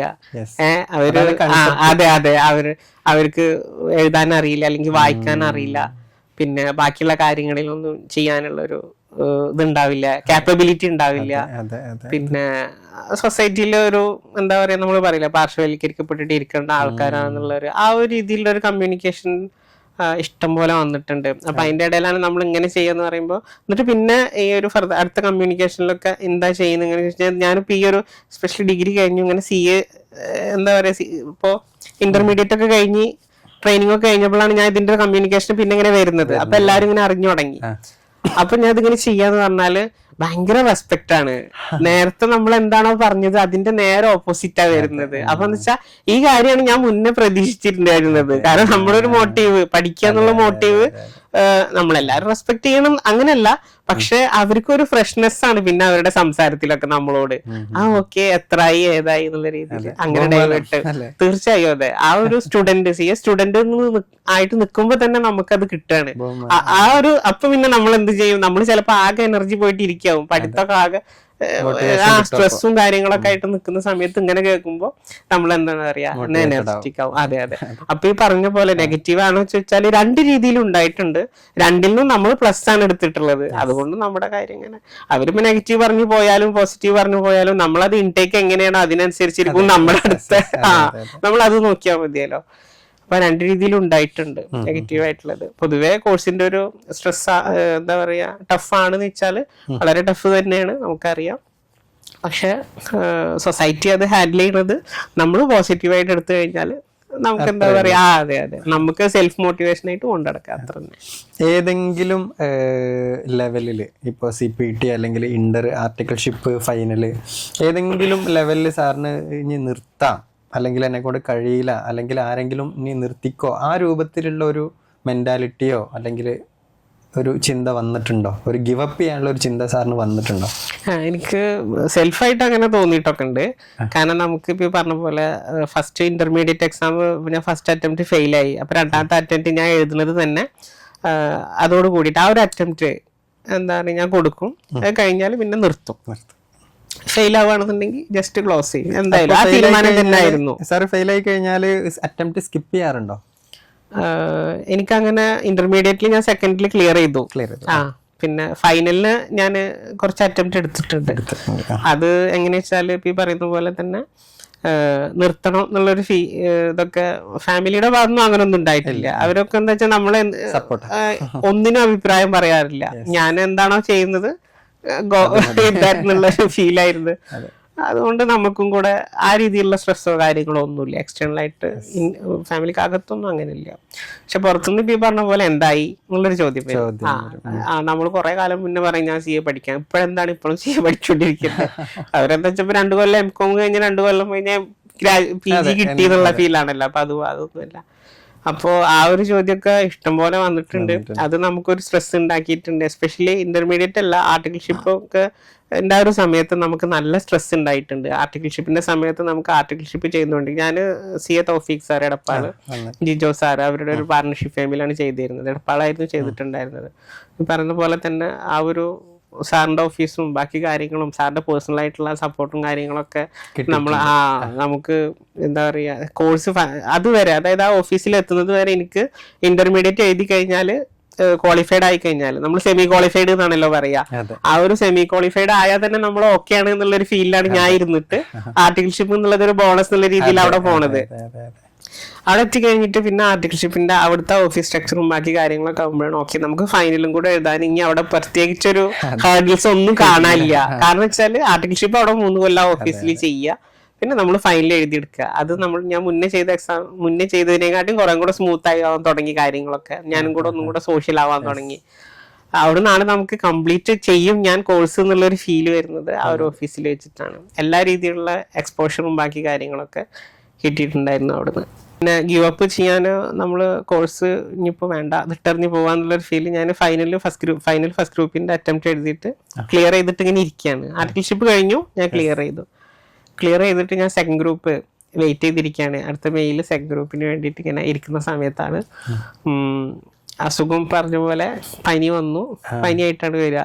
പനി വന്നു, പിന്നെ ഹിപ്പ് ജോയിന്റ്സ് കംപ്ലീറ്റ്ലി എന്താ പറയാ അത് എന്താ പറയാ അത്രയും ഡാമേജ് ആയി. പിന്നെ നമുക്ക് ഫർദർ ആയിട്ട് ഇനി ഒന്നും ചെയ്യാൻ പറ്റില്ല, നടക്കാൻ പറ്റില്ല, ഇരിക്കാൻ പറ്റില്ല, കിടക്കാനും പറ്റില്ല എന്നുള്ള അവസ്ഥ. ഇത് എന്താണ് ശരിക്കും ഫീൽ ചെയ്യാറ്? അല്ലെങ്കിൽ ഫീൽ വെച്ചാല് നല്ല പെയിൻ ആയിരിക്കും എല്ലാ ജോയിന്റ്സിലും. എല്ലാ ജോയിന്റ്സും സ്റ്റിഫാണ്. ജോയിന്റിൽ നല്ല പെയിൻ ഉണ്ടാവും. ജോയിന്റിന്റെ കാർട്ടിലേജസ് മൊത്തം നശിച്ചിട്ടുണ്ട്. അതിപ്പോ നീ ജോയിന്റ്സും ഹിപ്പ് ജോയിന്റ്സും ഒക്കെ റീപ്ലേസ് ആക്കിയിട്ടാണ് ഇപ്പോ നടക്കാൻ ഇപ്പോഴത്തെ ഒരു ലെവലായിട്ടുള്ളത്. അപ്പോൾ ഈ ഒരു സമയത്ത് അസുഖം വന്ന് പിന്നോട്ട് പോയപ്പോൾ എൻ്റെ മെയ് അറ്റംപ്റ്റ് ഉണ്ടായിരുന്നു. മെയ് അറ്റംപ്റ്റ് ഞാൻ അതെന്താ കാട്ടാന്നുള്ളതാണ്. ഞാൻ മാർച്ചില് അമലയില് അഡ്മിറ്റായി. അപ്പോ പറഞ്ഞ പോലെ എനിക്ക് ഒന്നിനും വയ്യ. പക്ഷെ അമലയിൽ അഡ്മിറ്റ് ആയിട്ട് ഞാൻ മാർച്ച് ലാസ്റ്റ് ആകുമ്പോഴത്തേന് എന്നെ ഡിസ്ചാർജ് ചെയ്യും. അപ്പൊ ഏപ്രിൽ എനിക്ക് എന്തെങ്കിലും പഠിക്കാൻ പറ്റുമോ? അമലേക്ക് ഞാൻ ബുക്കൊക്കെ കൊണ്ടുപോയിരുന്നു പഠിക്കാൻ പറ്റും. നമ്മൾ തന്നെയാണ്, കാരണം നമ്മുടെ കൂടെയുള്ള സാധനമാണല്ലോ ഇതൊക്കെ. പക്ഷെ അന്ന് ഞാൻ ബുക്ക് എടുത്തിട്ട് എനിക്ക് ഞാൻ ബുക്ക് മറിച്ചിട്ട് ബെഡിൽ ഇരുന്നിട്ട് എനിക്ക് തല ഇങ്ങനെ താത്തിയിട്ട് ബുക്കിലേക്ക് നോക്കാൻ വയ്യ. അതായത് കഴുത്ത് ഇങ്ങനെ താത്തിയിട്ട് ആ ബുക്കിലേക്ക് നോക്കാൻ വയ്യ. കഴുത്ത് ഇങ്ങനെ തന്നെ പൊസിഷൻ. ഞാൻ അതോടുകൂടി എനിക്ക് ഭയങ്കര ബുദ്ധിമുട്ടായി. ഞാൻ എന്നിട്ട് അന്ന് തീരുമാനിച്ചെന്താ വെച്ചാല് മെയിലത്തെ എക്സാം എഴുതാം. ഇൻഡയറക്ട് ടാക്സിന്റെ ക്ലാസ് ഞാൻ പൈസ കൊടുത്ത് വാങ്ങിയിട്ടുണ്ടായിരുന്നു അന്ന് ഇൻഡയറക്ട് ടാക്സ്. അപ്പോ അത് മാത്രം എഴുതിയിട്ട് അത് മാത്രം നോക്കുക, എക്സംഷൻ കിട്ടിയാലോ അപ്പൊ അത് മാത്രം നോക്കിയിട്ട് ഇതാക്കാന്നുള്ളൊരു തീരുമാനം അവിടുന്ന് എടുത്തു. ഏപ്രിൽ ഇവിടെ വീട്ടിൽ വന്ന് ഡിസ്ചാർജ് ആയിട്ട് ഇൻഡയറക്റ്റ് ടാക്സിൻ്റെ പോർഷൻസും മാത്രം ഇരുന്ന് വെറുതെ ഇങ്ങനെ ഇരുന്ന് നോക്കും. പിന്നെ എൻ്റെ ഒരു ഡോക്ടറുണ്ട് ജോർജ് വർഗീസ് സാറ്, തൃശ്ശൂരുള്ള സാറിൻ്റെ മെഡിസിനും ബാക്കി കാര്യങ്ങളും കഴിഞ്ഞപ്പോൾ എനിക്ക് കഴുത്തിൻ്റെ മൂവ്മെൻ്റ് ഒക്കെ ഒന്ന് ക്ലിയർ ആയി. ഞാൻ ഇൻഡയറക്റ്റ് ടാക്സിൽ തന്നെ ആദ്യമേ തന്നെ കിടന്നു എന്ന് പറഞ്ഞ പോലെ എക്സാമിന് എടപ്പാളിന്ന് പോയി വരികയായിരുന്നു വണ്ടിയിൽ കൊണ്ടുപോയി. റിസൾട്ട് വന്നു, എനിക്ക് എക്സെപ്ഷൻ കിട്ടി ഇൻഡയറക്റ്റ് ടാക്സിൽ 60 മാർക്ക്. അപ്പോഴാണ് ഈ പറഞ്ഞ പോലെ നമുക്ക് ആ സമയത്ത് ഞാൻ സത്യം പറഞ്ഞാൽ എനിക്ക് കോഴ്സിനോടൊന്നും വലിയ താല്പര്യമില്ലാത്ത രീതിയിലായി. കാരണം വെച്ചാൽ എന്റെ സാഹചര്യം എന്നുള്ളത് ഞാൻ ഈ തുടക്ക സമയത്ത് 6ാം ക്ലാസ്സിലെ നിർത്തിയല്ലോ.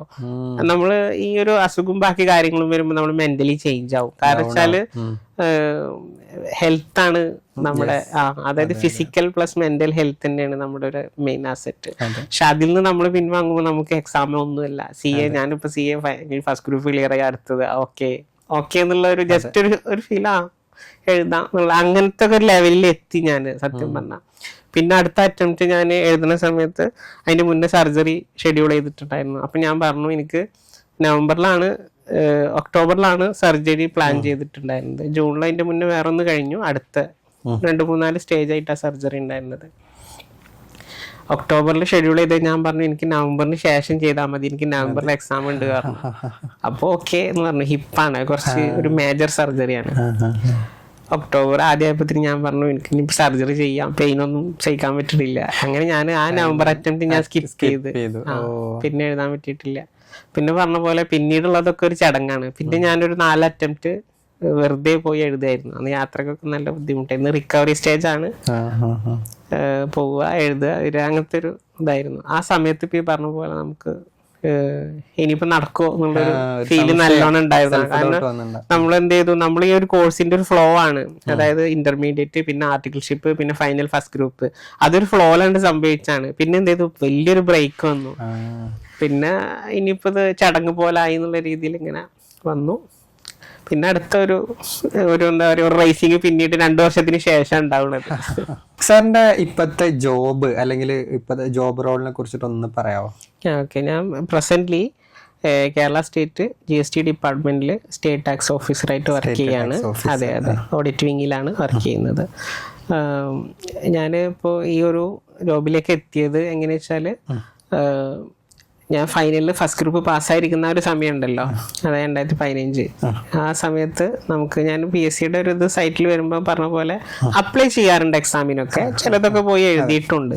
പ്രിപ്പറേഷൻ എന്ന് പറഞ്ഞ പോലെ ഒന്നും നമുക്ക് ആർട്ടിക്കിൾഷിപ്പിന്റെ ഇടയിലൊന്നും കിട്ടാറില്ല. അപ്പൊ ജസ്റ്റ് പോയി എഴുതുക അങ്ങനെ. അപ്പൊ ഈ ഒരു എക്സാം വന്നപ്പോൾ ഞാൻ ഫൈനൽ എക്സാം കഴിഞ്ഞിരിക്കുന്ന ഒരു സമയമാണ്. അപ്പൊ ഫെബ്രുവരിയിലാണ് എനിക്ക് എക്സാം വരുന്നത്. ഫെബ്രുവരിയിലെ എക്സാം എന്ത് ചെയ്തു, പോയി മലപ്പുറത്ത് വെച്ചിട്ടുള്ളായിരുന്നു എക്സാം, പോയി എഴുതി. അങ്ങനെ അത് പോയിട്ട് എഴുതി തിരിച്ചു വന്നു. അതിന് ശേഷമാണ് അസുഖം കൂടിയിട്ട് പിന്നെ അമലേക്ക് ഷിഫ്റ്റ് ചെയ്യപ്പെട്ടല്ലോ, അത് അതിന്റെ ഇടയിലാണ്. പിന്നെ സർജറിയും കാര്യങ്ങളൊക്കെ ഇതിന്റെ ഇടയിലാണ് ഇതിന്റെ റിസൾട്ട് ഒക്കെ വരുന്നത്, ഷോർട്ട് ലിസ്റ്റ് വന്ന്. അതിപ്പോ ഈ പറഞ്ഞ പോലെ ഞാൻ CA ഫൈനൽ എക്സാമിന്റെ പിന്നാലെ പാരലായി നടക്കുന്ന സമയത്ത് പാരലായിട്ട് ഇതിന്റെ പ്രോസസ്സ്, പിന്നെ നമ്മൾ എക്സാം എഴുതിയിട്ട് പോന്നു. പിന്നെ ഇങ്ങനെ റിസൾട്ട് എന്നിട്ട് പിന്നെ വരുന്നത് എന്താ പറയാ, അടുത്ത വർഷം റിസൾട്ട് വന്നു. എനിക്ക് ഓൾ കേരള 3rd റാങ്ക് ഉണ്ടായിരുന്നു. 3rd rank? അതെ. അതിലൊരു ഇതെന്താ വെച്ചാല്, നമുക്ക് ഈ നോട്ടിഫിക്കേഷൻ വരുന്ന സമയത്ത് ആകെ 8 വേക്കൻസി ഉണ്ടാവുക. 8 വേക്കൻസി ഉണ്ടായിരുന്നത്. അപ്പൊ ഞാൻ ഫ്രണ്ട്സിന്റെ അടുത്തൊക്കെ പറഞ്ഞിട്ടുണ്ട് നമുക്ക് ഇതിന് അപ്ലൈ ചെയ്യാം. ഞാൻ അപ്ലൈ ചെയ്തിട്ടുണ്ട്. അപ്പൊ ഇങ്ങനെ ഉണ്ടോ ഒന്ന് അപ്ലൈ ചെയ്തോ. CA ഇന്റർമീഡിയറ്റ് ആണ് കേട്ടോ ഇതിന്റെ ക്വാളിഫിക്കേഷൻ വരുന്നത്. CA ഇന്റർമീഡിയറ്റ് പിന്നെ MCOM MBA finance, BA LLB remove ചെയ്തിട്ടുണ്ട് തോന്നുന്നുണ്ട്. MCOM ക്വാളിഫിക്കേഷൻ ഉണ്ട് ഇപ്പൊ പ്രസന്റ്ലി കേറിയിട്ടുള്ള ബാച്ചും അതുണ്ടല്ലോ. അതെ, പ്രസന്റ്ലി ഉണ്ട്. നോട്ടിഫിക്കേഷൻ 8 പേരുടെ വേക്കൻസി വെച്ചിട്ടാണ് വന്നത്. അപ്പൊ ഫ്രണ്ട്സിനോട് ഞാൻ പറഞ്ഞു ഇങ്ങനെ അപ്ലൈ ചെയ്യാന്നൊക്കെ, ഞാൻ ചെയ്തിട്ടുണ്ട് എന്നൊക്കെ. അപ്പൊ 8 വേക്കൻസി ആണല്ലോ, ഓൾ കേരളയാണ് വരുന്നത് നോട്ടിഫിക്കേഷൻ. അപ്പൊ നമ്മൾ അതിന്റെ പിന്നാലെ പോവാന്നുള്ളതൊക്കെ ബുദ്ധിമുട്ടല്ലേ. അപ്പൊ ഈ പറയുന്ന പോലെ എനിക്ക് അതിന്റെ 3rd റാങ്ക് കിട്ടിയത്. അപ്പൊ 8 വേക്കൻസി ആണെന്നുണ്ടെങ്കിലും നമുക്ക് എന്താണ് കിട്ടും എന്നുള്ള രീതിയിലായി. ആക്ച്വലി അവിടെ ഒരു 80 വേക്കൻസി പിന്നീട് വന്നു സബ്സിക്വന്റ് ആയിട്ട്. പക്ഷെ നമുക്ക് ആ 8 ആണെന്നുണ്ടെങ്കിലും നമ്മളതിൽ പെട്ടു അല്ലേ, അതാണ്. അപ്പൊ നമ്മൾ എഴുതാതെ മാറി നിൽക്കുകയാണെന്നുണ്ടെങ്കിൽ നമുക്ക് കിട്ടണമെന്നില്ല. അതെ, അപ്പൊ നമ്മളെന്താ വെച്ചാല് ഒരു വേക്കൻസി വന്നിട്ടുണ്ടെങ്കിലും അത് നമുക്കാണെന്ന് വിചാരിച്ചിട്ട് ട്രൈ ചെയ്താൽ ചിലപ്പോ ആ രീതിയിൽ ചെയ്യാൻ പറ്റും. പിന്നെ ഇതിന്റെ എന്താ വെച്ചാല് ഈ ഒരു റിസൾട്ടും പിന്നെ ഇതിന്റെ അപ്പോയിന്റ്മെന്റും കാര്യങ്ങളൊക്കെ വരുന്നത് എനിക്ക് 2018 എന്നുള്ളത് ഒരു ബിഗ് ഇയർ ആണ്. കാരണം എന്താ വെച്ചാൽ 2018 ഞാൻ CA ഫൈനലിൻ്റെ റിസൾട്ട് കാത്തിരിക്കുകയാണ്. പിന്നെ എൻ്റെ മാരേജ് എൻ്റെ മാരേജ് 18 പിന്നെ ഇതിൻ്റെ അഡ്വൈസിൻ്റെ കാര്യങ്ങളൊക്കെ അപ്പോയിൻമെൻ്റ് ഒക്കെ വെയിറ്റ് ചെയ്തിരിക്കുകയാണ്. അപ്പോൾ എല്ലാം ഒരു ചെറിയ കാര്യങ്ങളൊക്കെ ഒന്ന് അൺസർട്ടനിറ്റി ആയിട്ട് ഇങ്ങനെ നിന്നായിരുന്നു. അങ്ങനെ ലാസ്റ്റ് വന്നിട്ട് 2018 ജൂലൈ മാസമായി. ജൂലൈ മാസം 6 എനിക്ക് PSCയുടെ അപ്പോയിൻമെന്റ് ഓർഡർ വന്നു. 7 എൻ്റെ കല്യാണം. പിന്നെ 16 ജോയിൻ ചെയ്തു, ഡിപ്പാർട്ട്മെന്റിൽ ജോയിൻ ചെയ്തു. ജൂലൈ 20 ഫൈനൽ റിസൾട്ട് വന്നു. സെക്കൻഡ് ഗ്രൂപ്പ് ക്വാളിഫൈഡ് ആയി. 2018 ഞാൻ അതെ കുറെ കാലങ്ങളായിട്ട് ഇങ്ങനെ കൊണ്ടുവച്ചിട്ടുള്ള എല്ലാ കാര്യങ്ങളും നമുക്ക് സാറ്റിസ്ഫൈഡ് ഇതാക്കി കംപ്ലീഷനിൽ എത്തി എന്ന് പറയാം.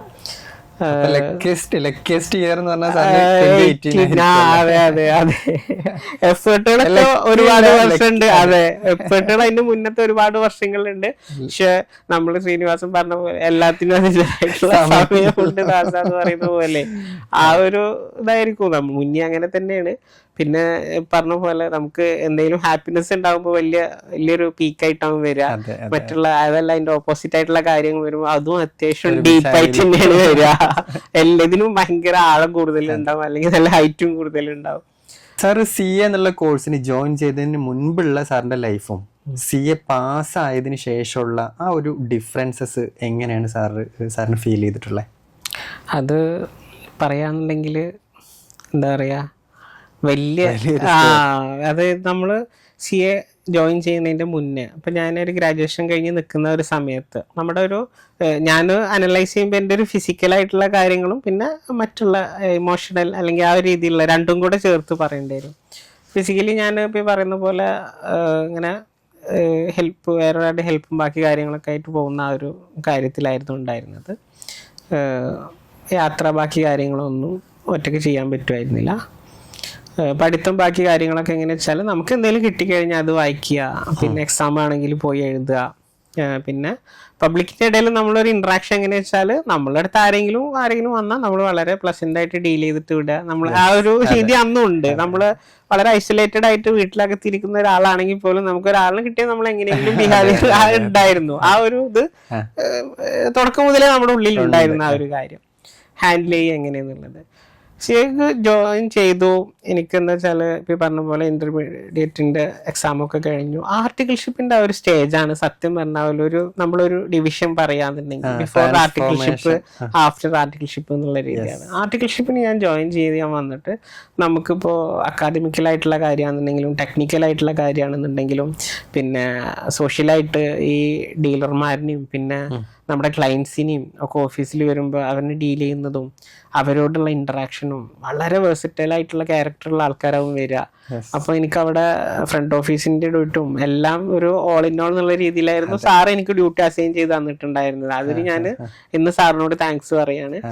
അപ്പോ നമുക്ക് ഈ വക ഓപ്പർച്യൂണിറ്റീസ് കിട്ടാണ്. അന്ന് നമുക്ക് അതൊരു സ്ട്രെസ്സാണ്, എപ്പോഴും ഒരു സ്ട്രെസ് വെച്ചിട്ടാണ് നമ്മൾ അത് മെഷർ ചെയ്യുക അന്നത്തെ ഒരു രീതിയിൽ. പക്ഷെ അതിന്റെ വാല്യൂ നമ്മൾ മനസ്സിലാക്കുന്നത് ആർട്ടിക്കിൾഷിപ്പിന്റെ ആ ഒരു 3 years ഉള്ള ഒരു ഗ്യാപ്പ് കഴിഞ്ഞിട്ട് എന്താ പറയാ നമ്മൾ പുറത്തിറങ്ങുമ്പോൾ നമ്മളുടെ ആ ഒരു ചേഞ്ച് എന്ന് പറയുമ്പോൾ ഭയങ്കര ഇമ്പാക്റ്റ് ആണ്. ഞാൻ ഇപ്പോൾ 2 years ഇപ്പോൾ ആർട്ടിക്കിൾഷിപ്പിന്റെ ഇത് എന്തുകൊണ്ട് ഈവൻ അതിന്റെ ഒരു സ്ട്രക്ചറും മാറിയിട്ടുണ്ടാവും.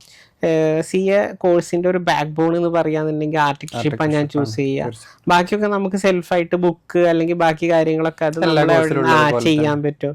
ആർട്ടിക്കിൾഷിപ്പ് നമ്മൾ സക്സസ്ഫുള്ളി കംപ്ലീറ്റ് ചെയ്യുക, ഇൻവോൾവ് ആയിട്ട് ചെയ്യുകയാണെന്നുണ്ടെങ്കിൽ ഇൻവോൾവ് ആയിട്ട് നമുക്ക് അത് കംപ്ലീറ്റ് ചെയ്യാൻ പറ്റുകയെന്നുണ്ടെങ്കിൽ ഇവൻ നമ്മുടെ ആ ഒരു കോഴ്സിന് ശേഷം നമ്മൾ ക്വാളിഫൈഡ് ആയി നമ്മൾ പ്രാക്ടീസ് ചെയ്യാൻ പോവുകയാണ് അല്ലെങ്കിൽ വേറെ ഏതെങ്കിലും രീതിയിൽ എംപ്ലോയ്മെൻറ്റിൽ നമ്മൾ പോവുകയാണെന്നുണ്ടെങ്കിലും നമുക്ക് ഈ ഒരു കോഴ്സ് തരുന്ന ഒരു ബൂസ്റ്റ് ഉണ്ടല്ലോ അത് ഭയങ്കരമാണ്.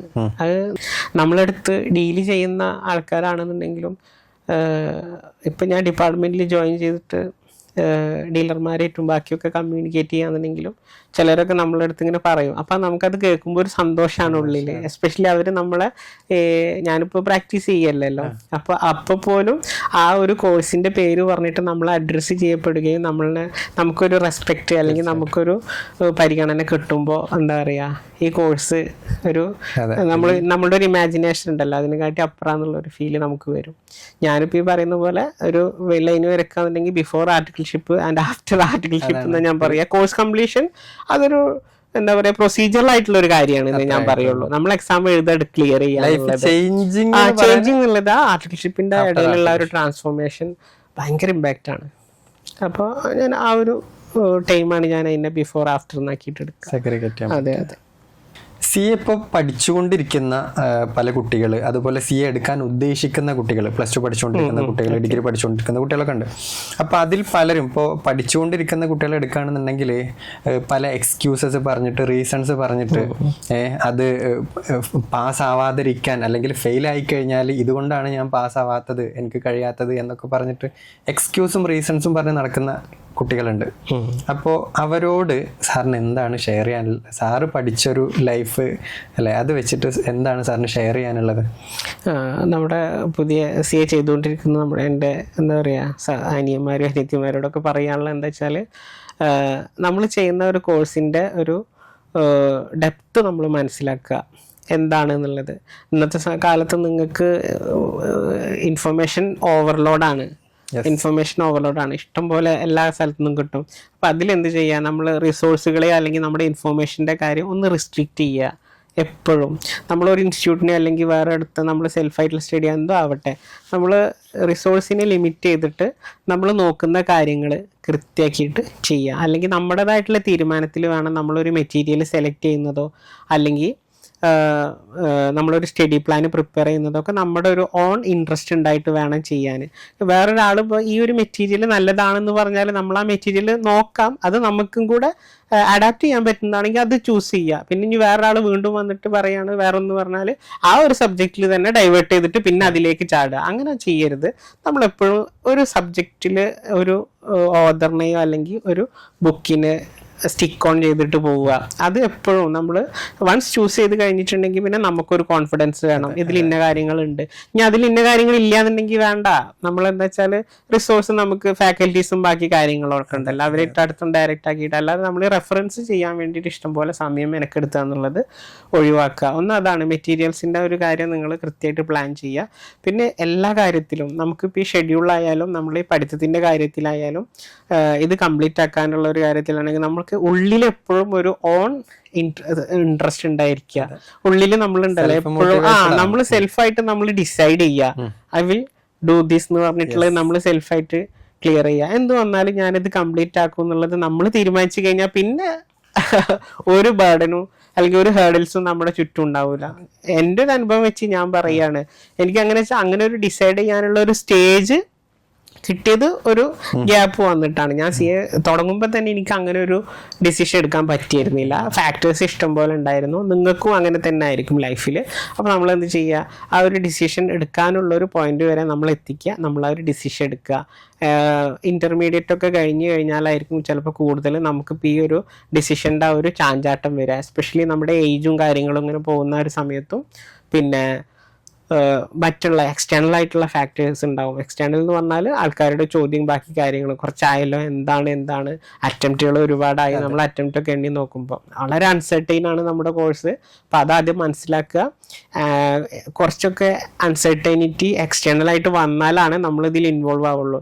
എല്ലാം വളരെ കംഫർട്ടായിട്ടുള്ള ഒരു സാഹചര്യം ആണെന്നുണ്ടെങ്കിൽ എനിക്ക് തോന്നുന്നത് ഞാൻ ഒരിക്കലും ആ ഒരു കാര്യം കംപ്ലീറ്റ് ചെയ്യാൻ എനിക്ക് പറ്റില്ല. എനിക്കിപ്പോൾ അങ്ങനെയാണ്. നമുക്ക് ചില കാര്യങ്ങൾ വളരെ കംഫർട്ടാണെന്നുണ്ടെങ്കിൽ ഭയങ്കര ലേസി ആയി പോകും നമ്മള്. ഞാൻ ഫ്രണ്ട്സിനോട് പറഞ്ഞിട്ടുണ്ട്, പക്ഷെ അന്നൊക്കെ എന്താ വെച്ചാൽ നമുക്ക് മിക്ക കാര്യങ്ങളും നമുക്ക് അഗെയിൻസ്റ്റ് ആണ്. അപ്പൊ നമുക്കത് എന്താ പറയാ ഓവർകം ചെയ്യാനുള്ള ഒരു ധൈര്യം നമുക്ക് ഉണ്ടാവും, ഒരു മോട്ടിവേഷനും ഉണ്ടാവും. അപ്പോൾ സെൽഫായിട്ട് ഡിസൈഡ് ചെയ്യുക, നമുക്ക് വളരെ എന്താ പറയാ തീവ്രമായിട്ട് തന്നെ നമ്മൾ ആഗ്രഹിക്കുക. പിന്നെ എക്സ്റ്റേണൽ ആയിട്ടുള്ള ഒരു ആൾക്കാരുടെ ചോദ്യങ്ങൾ, പിന്നെ എന്താ പറയുക ഫിനാൻഷ്യൽ ആയിട്ടുള്ള ബുദ്ധിമുട്ടുകളും ബാക്കി കാര്യങ്ങളൊക്കെ വരുമ്പോൾ ഇതൊക്കെ നമ്മൾ ഓവർകം ചെയ്ത് കഴിഞ്ഞാൽ തന്നെ നമ്മൾ എത്തിപ്പെടുന്നത് ആ ഒരു രീതിയിലുള്ള സാറ്റിസ്ഫാക്ഷനാണ്. ക്വാളിഫൈഡ് ആയി കഴിഞ്ഞാലും നമുക്ക് അപ്ഡേഷൻസും ബാക്കി കാര്യങ്ങളൊക്കെ ഇഷ്ടംപോലെ ചെയ്യാനുണ്ട്. ടെക്നിക്കലായിട്ടുള്ള രീതിയിലാണെന്നുണ്ടെങ്കിലും പിന്നെ അക്കാദമിക്കലായിട്ടുള്ള രീതിയിലാണെങ്കിലും ചാലഞ്ചിങ് ആയിട്ടുള്ളൊരു മേഖലയായിട്ട് വരുന്നുണ്ട് നമ്മുടെ ഈ ഒരു കോഴ്സ്. ഇന്നത്തെ കാലത്ത് അത്രയും അഡ്വാൻസ്ഡ് ആയിട്ടുള്ള ഒരു റിസോഴ്സസും പിന്നെ ഫെസിലിറ്റീസും നിങ്ങൾക്ക് കിട്ടുമ്പോൾ ആ ഒരു കിട്ടുന്ന ഫെസിലിറ്റീസ് അതാത് രീതിയിൽ ചൂസ് ചെയ്തിട്ട് മുന്നോട്ട് പോവുക. എനിക്ക് തുടക്കം മുതൽ ഞാൻ പറഞ്ഞ ഒറ്റ കാര്യം പറയാനുള്ളൂ, നമ്മൾ ചാഞ്ചായിട്ട് നിൽക്കരുത് ഒരു കാര്യത്തിലും. സ്റ്റിക്ക് ഓൺ ചെയ്ത് കഴിഞ്ഞിട്ടുണ്ടെങ്കിൽ അത് വെച്ചിട്ട് തന്നെ മുന്നോട്ട് പോവുക. മെറ്റീരിയൽസ് ആണെന്നുണ്ടെങ്കിലും വേറെ എന്ത് കാര്യമാണെന്നുണ്ടെങ്കിൽ നമ്മുടെ സ്റ്റഡി പ്ലാൻ ആയാലും ഒക്കെ അങ്ങനെ തന്നെ. എനിക്കിപ്പോൾ നൈറ്റിൽ ഇരുന്നിട്ട് ഞാൻ പഠിക്കുന്ന ഒരു സമയത്ത് പറയുന്നുണ്ട്, കുറേ ആൾക്കാർ വന്ന് പറയും രാവിലെ എണീറ്റിരുന്നിട്ട് പഠിക്കായിരിക്കും ബെറ്റർ, അപ്പോഴാണ് നമുക്ക് നല്ല ബുദ്ധിവികാസം ഉണ്ടാവുക. അത് ഓരോരുത്തരുടേതായിരിക്കും. അപ്പോൾ പക്ഷെ എനിക്കത് വർക്കൗട്ട് ആവില്ല. പക്ഷെ ഞാനപ്പോൾ ട്രൈ ചെയ്യാണ്. ആള് പറഞ്ഞ പോലെ ഞാൻ രാവിലെ ഇരുന്നിട്ടൊന്നും പഠിക്കാൻ വേണ്ടിയിട്ട് ട്രൈ ചെയ്യാന്ന് പറഞ്ഞിട്ട് ഞാനത് ചെയ്യുകയാണെങ്കിൽ വേറെ ആളുടെ ആഗ്രഹത്തിന്മേൽ ഞാൻ പോവുകയുള്ളൂ. പക്ഷെ എൻ്റെ ഒരു ഫിസിക്കലി എൻ്റെ ഒരു ഈ ഒരു ബയോളജിക്കൽ ഫീച്ചർ വെച്ചിട്ട് എനിക്ക് ആ കംഫർട്ട് ടൈം അതാണ്. അപ്പൊ ഓരോരുത്തരും എന്ത് ചെയ്യുക, അവരവരായിട്ടുള്ളൊരു ഫീച്ചേഴ്സ് കണ്ടെത്തിയിട്ട് അതിനനുസരിച്ച് മുന്നോട്ട് പോവുക. ഇനിയിപ്പോൾ ഫാക്കൽറ്റീസ് ആണെങ്കിലും അവർ ഗൈഡ് ചെയ്യാന്ന് മാത്രമേ ചെയ്യുള്ളൂ, അത് ഇംപ്ലിമെന്റ് ചെയ്യേണ്ടത് നമ്മുടെ കടമയാണ്. ആ രീതിയിൽ എല്ലാവരും മുന്നോട്ട് പോവുക. എല്ലാവർക്കും വിജയാശംസകൾ നേരുന്നു. സാറിന്റെ ഫാമിലിനെ കുറിച്ച് ഒന്ന് പറയാമോ? ആരൊക്കെയാണ്?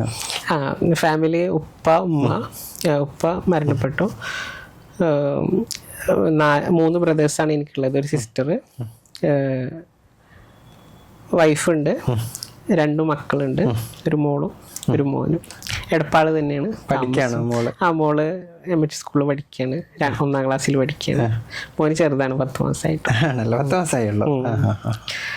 അങ്ങനെ ഹാപ്പി ആയി പോകുന്നു. സാറിന്റെ ലൈഫിൽ വന്ന ഫെയിലിയേഴ്സ്, അതിന്ന് സാറ് പഠിച്ച പാഠം, അത് എക്സാം ആവാം അല്ലെങ്കിൽ ലൈഫിലുള്ള ചില ഇൻസിഡൻസ് ആവാം. അപ്പോൾ ആ ഒരു ഫെയിലിയർ എങ്ങനെ ഓവർകം ചെയ്യുന്നു അല്ലെങ്കിൽ ഓവർകം ചെയ്തു എന്നൊന്ന് സാറ് ഷെയർ ചെയ്യാം. ഓക്കെ. എക്സാമുമായി ബന്ധപ്പെട്ട് പറയുകയാണെന്നുണ്ടെങ്കിൽ ഞാൻ നേരത്തെ സൂചിപ്പിച്ചിരുന്നു, എൻ്റെ ഇന്റർമീഡിയറ്റ് എക്സാമിൻ്റെ സമയത്ത് കോസ്റ്റിങ്ങിൽ ഉണ്ടായൊരു മാർക്ക് വളരെ കുറവ് മാർക്ക് എനിക്ക് കിട്ടിയത്. അതുകൊണ്ടാണ് എനിക്ക് ഫസ്റ്റ് അറ്റംപ്റ്റ് ക്ലിയർ ചെയ്യാതെ പോയത്. അതെ. അപ്പോൾ ആ ഒരു കോസ്റ്റിങ്ങിൻ്റെ ഒരു എക്സാമിന് കോസ്റ്റിംഗ് എന്നുള്ളൊരു സബ്ജക്റ്റ് തന്നെ എനിക്കൊരു ഭൂതം പോലെയായിരുന്നു. കാരണം എന്താ വെച്ചാൽ എൻ്റെ ബേസിക് മാത്സിൻ്റെ ഒരു നേരത്തെ ഞാൻ പറഞ്ഞിരുന്നു, ആ ഒരു ബുദ്ധിമുട്ട് എനിക്ക് എപ്പോഴും കോസ്റ്റിംഗ് വെച്ചിട്ട് ഇങ്ങനെ ഹോണ്ട് ചെയ്തിരുന്നു. അപ്പൊ എനിക്ക് ഈ ഒരു എക്സാം ഇതെങ്ങനാവും എന്നുള്ള ഉള്ളിലൊരു ഭയം എപ്പോഴും ഉണ്ടായിരുന്നു. എക്സാം നമ്മൾ ക്ലാസ് കേൾക്കുന്നുണ്ട്, നോട്ട്സ് പ്രിപ്പയർ ചെയ്യുന്നുണ്ട്, നമ്മൾ റിവിഷൻ ചെയ്യുന്നുണ്ട്. അവിടെ പോയിട്ട് ഞാൻ എക്സാം എഴുതാൻ പോണ വരെ എനിക്കെന്താണ്, അയ്യോ ഈ എക്സാം എൻ്റെ കയ്യിൽ നിന്ന് പോകും 100%. കോസ്റ്റിംഗ് എന്ന് പറഞ്ഞാൽ ഹൈലി അൺപ്രഡിക്റ്റബിൾ ആയിട്ടാണ് അന്ന് പറഞ്ഞിരുന്നതൊക്കെ. കാരണം വെച്ചാൽ എത്ര വെർസിറ്റൈൽ ആയിട്ട് ചിന്തിക്കാനും വളരെ സ്കോപ്പുള്ള ഒരു സബ്ജക്റ്റ് അല്ലേ.